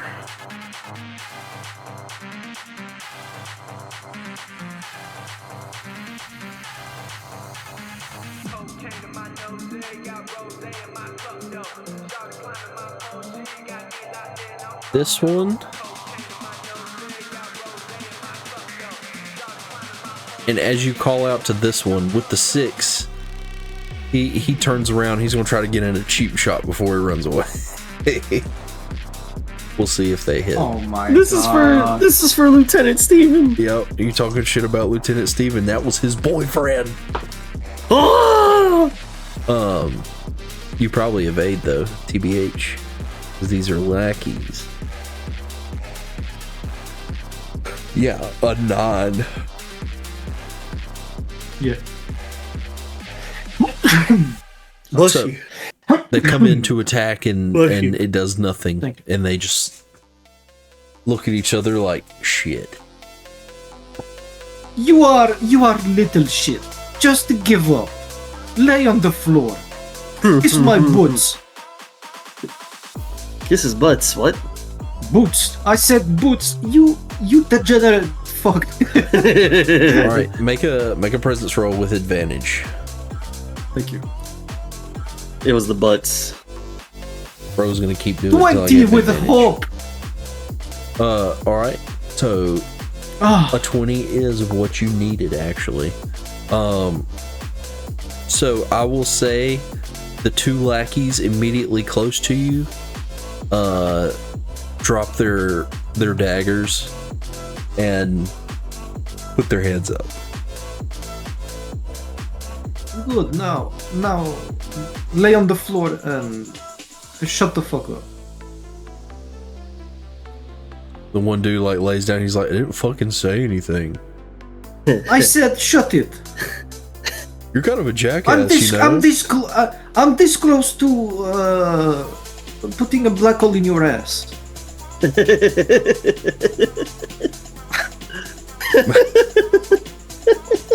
All right. I was like thinking of shit to say back, but I'm like, it's pretty funny. I'll just leave it on that. All right, what else are y'all doing? Well, I mean, I don't know what he's trying to fucking I'm do, about but to I'm. nuke the station. Y'all do something. Well, dude, bruh. Whatever. Actually, I'm gonna go to the other ones and say, they I'm just gonna kill understood. this Now one. you understand. I'm killing this one. Go ahead. I'm just restraining them, by the way. You're just what? I'm restraining them. I'm tightening them Well, up. it's 13, 14, 15. 15 to hit. 15 hope. hits. Take your hope. Okay. Make a finesse roll. Ivan. 7, 8. What? 8. 8. Yes. What roll? Finesse. Yeah, Finesse. finesse. Reaction? No. So you said you're Okay. tying them up, right? Oh yeah. 21 with fear. 21 with fear. Okay.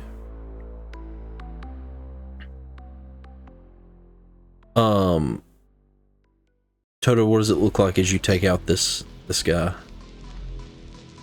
I don't know which one hit Derek, so I'm like kind of getting, like, you know, irritated with my lack of being able to protect him.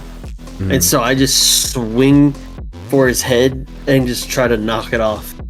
Like a bait, like, you know, hit it like a golf club or a golf ball. And you And do. just swing as hard as I can. As his head is separated from his shoulders. Delicious. And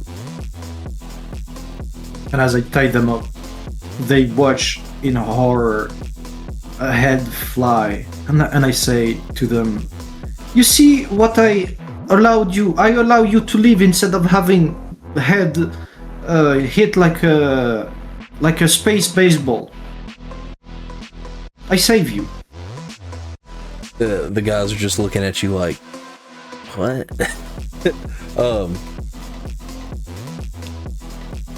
Which I mean, technically true.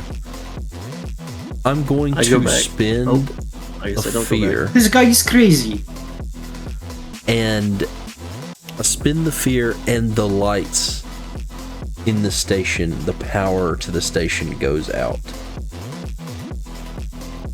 So what you mean to say that it defaults to saving power, like the emergency power, right?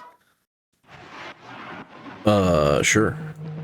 And when it takes a couple seconds as the lights kind of flicker and the emergency backup lights come on, and you hear footsteps going out of the exitway. Ain't no way. And Derek is How'd he laying get on the around? ground. How he bleeding get out. around? How he get around? That's all I'm saying. Who get How around? he get you? around? The dude that was in front of Zach. I spin a fear, and he ran really fast. So yes, it is what it is. I turned to one of the three dudes around me and I said, What was next then? What was your plan? Are you gonna die? Are we gonna die? Do you wanna die?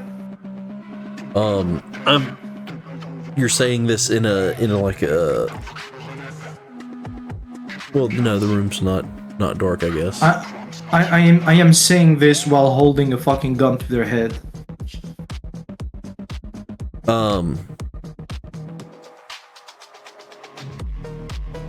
They're like, you said, do you want to die? They're like, well, might as well. You killed everybody else. No, you ain't giving me that episode 2 crap from when we started our Daggerheart campaign. I'll give where you whatever said, fucking I'd rather crap die. I want to, boy. Well, tell me what I will or will not give you, or you'll get exactly what the fuck you don't want.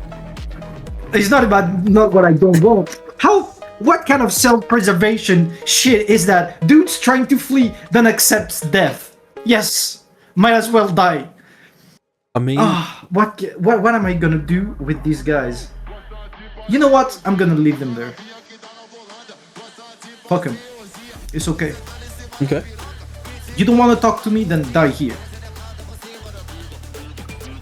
I'm gonna go to Toto and say, what the fuck we do now? I'm working on trying to heal Derek. Trying to save this man from the brink of death. Give me a finesse or knowledge. Huh.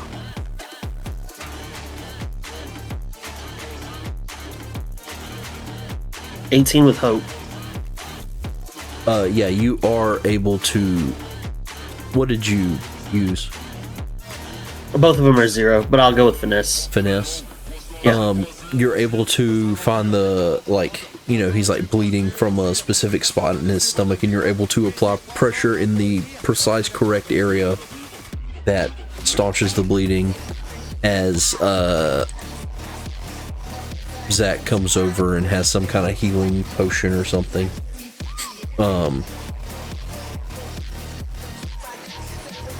Then Derek is got back up on his feet. But Hell yeah.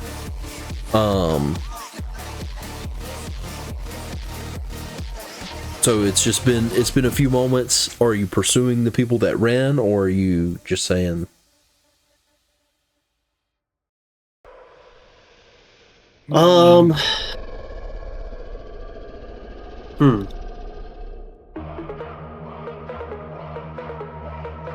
I want to talk to the bandit and see if he'll give me any info. Okay. Can I use my trustworthy experience? Sure. Alright. So I'm asking the bandit, you know, what did they come here for? And can they give me any information, and I'll make sure that they don't die. Is what I'll ask them. Okay. It's I'll say it's freshly after the altercation, so the difficulty's still pretty high. But okay. It's 16 with hope. A what? 16 with hope. Okay. While he asks what? While Toto is asking the bandit, I'm gonna put a hand on one of the lackeys' shoulder and tell one of them, I mean the one in between both of Toto and I'm gonna tell him, if he doesn't talk, I'll take your arm. To the lackey in the middle? To the lackey, yeah.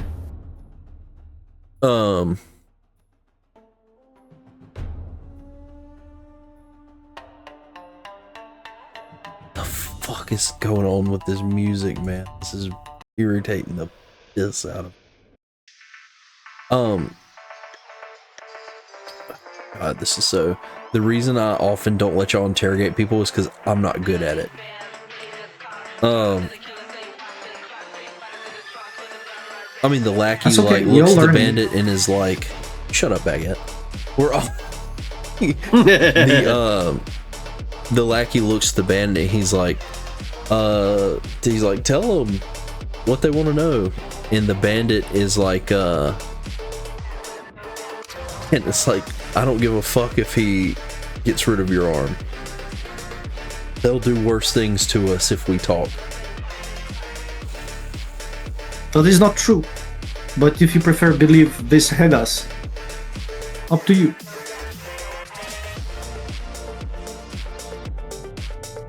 It looks like he's choosing to believe the head ass at the moment. Then I guess I take your harm. Okay, make a whatever attack you're using roll. I'm just gonna create a minor singularity on the place of his elbow, and and just outright do it. Okay. Attack roll.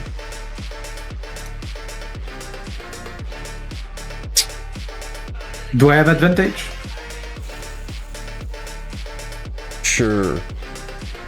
23 with the hope. What did you need advantage for? It's not about need, it's about circumstances. Like this guy is, subdued on the floor, and it's so easy for me to do. Are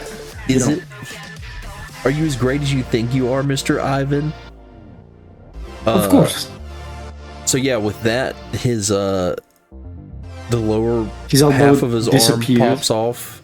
Yeah. And he It begins just- to bleed out. Yes, it does. And very hurtful. And he screams.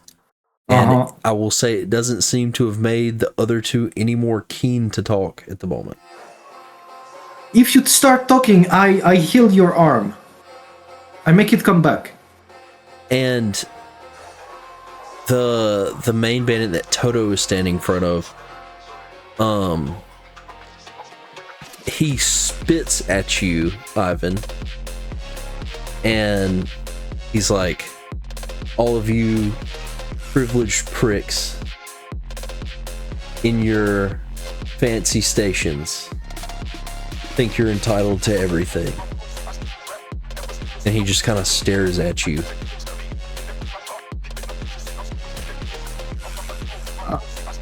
I see you don't have a lot of.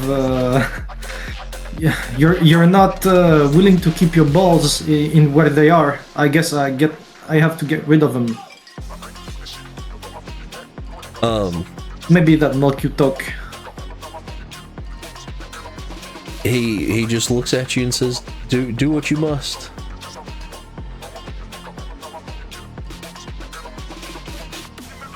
Okay. I guess I do a magic trick on his nuts. All right. At this point, That's crazy. the one lackey in the middle is dead. He's bled out rather quickly from his arm. You explode the other bandit's balls. No, it doesn't explode. It just disappears. But yeah. Okay, his balls disappear harmlessly. Harmlessly. Okay, he has no balls now. He's just like, did you do anything?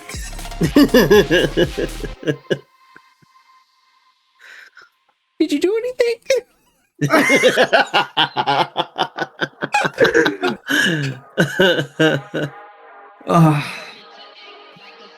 Well, I get these guys. Down the hall, you hear the sounds of a ship starting back up.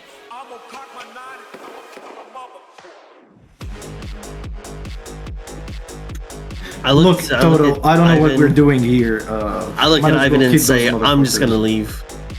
And then I've seen the magic trick before, and I kind of kick in that area, and then I just hop off. No reaction. See, I'm hoping that guy picks it up, but you know. He's like, wait, where are my balls?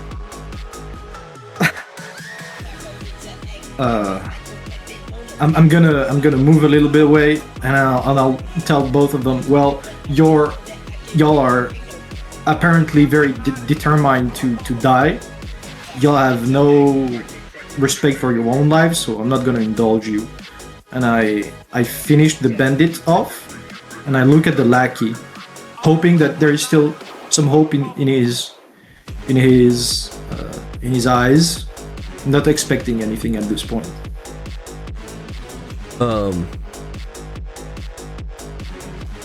He kind of looks at you, and Could have been different, but y'all want to die, so he looks at you, and there's like a, you know, like he says,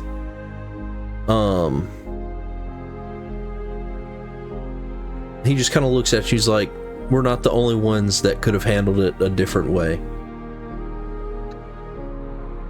And he just looks prepared to accept his fate.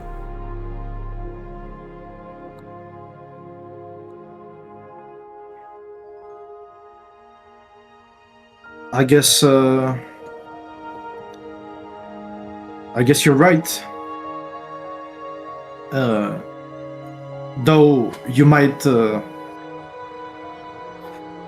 you might say this, but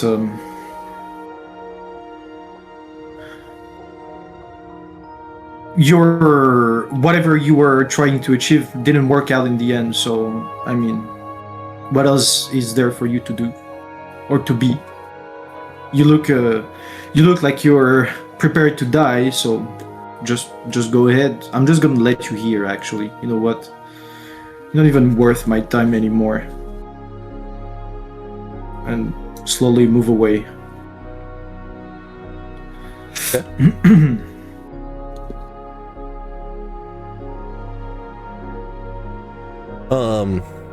And as I move away, I'm just gonna snap both his knees out of existence. Okay. Then go into He's into laying peaceful. there on the floor, you know, like gritting against the pain. And he's like, as you're walking away and you're almost to the door, he's like, I feel like I just won that interaction. Yeah, but you did. But did he? Good. As you're walking Yeah. away, he's like, turns out I was worth your time. Piece of shit. Turns out you're still dead. Your life had no meaning, no purpose. You don't even know You just what died you're here, like protecting.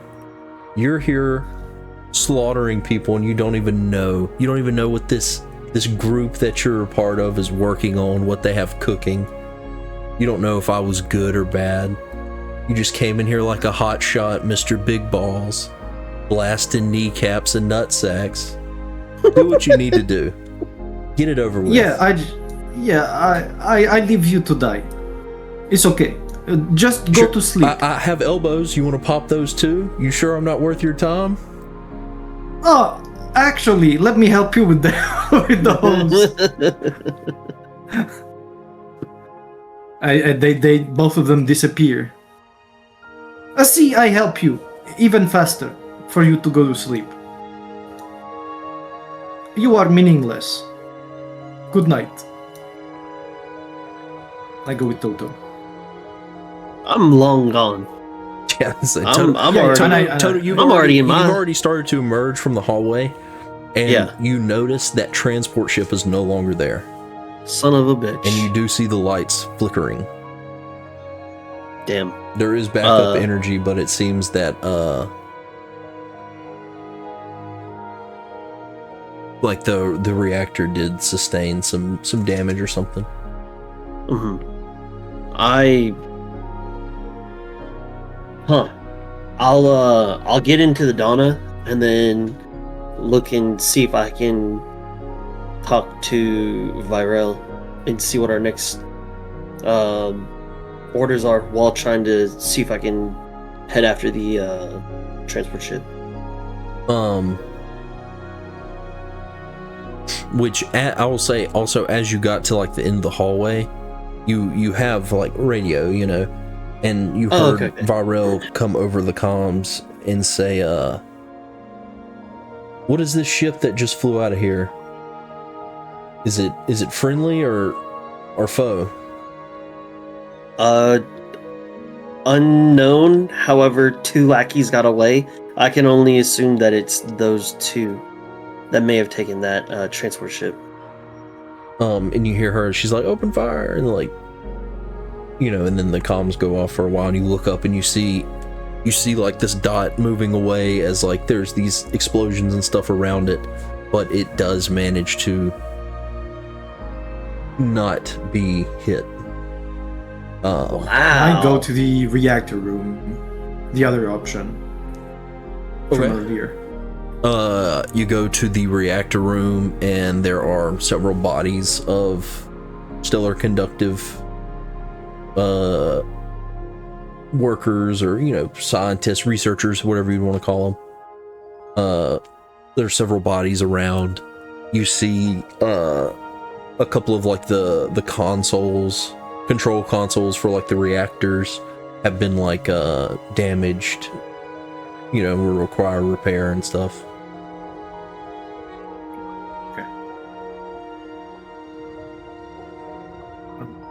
Do I know what the reactor being down entails for the station? It's Is just, that within my knowledge? it's power.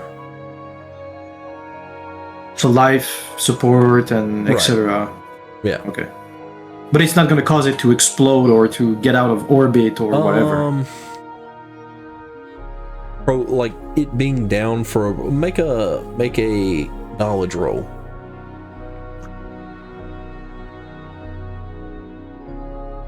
11 with hope. An 11 with hope. Take your hope.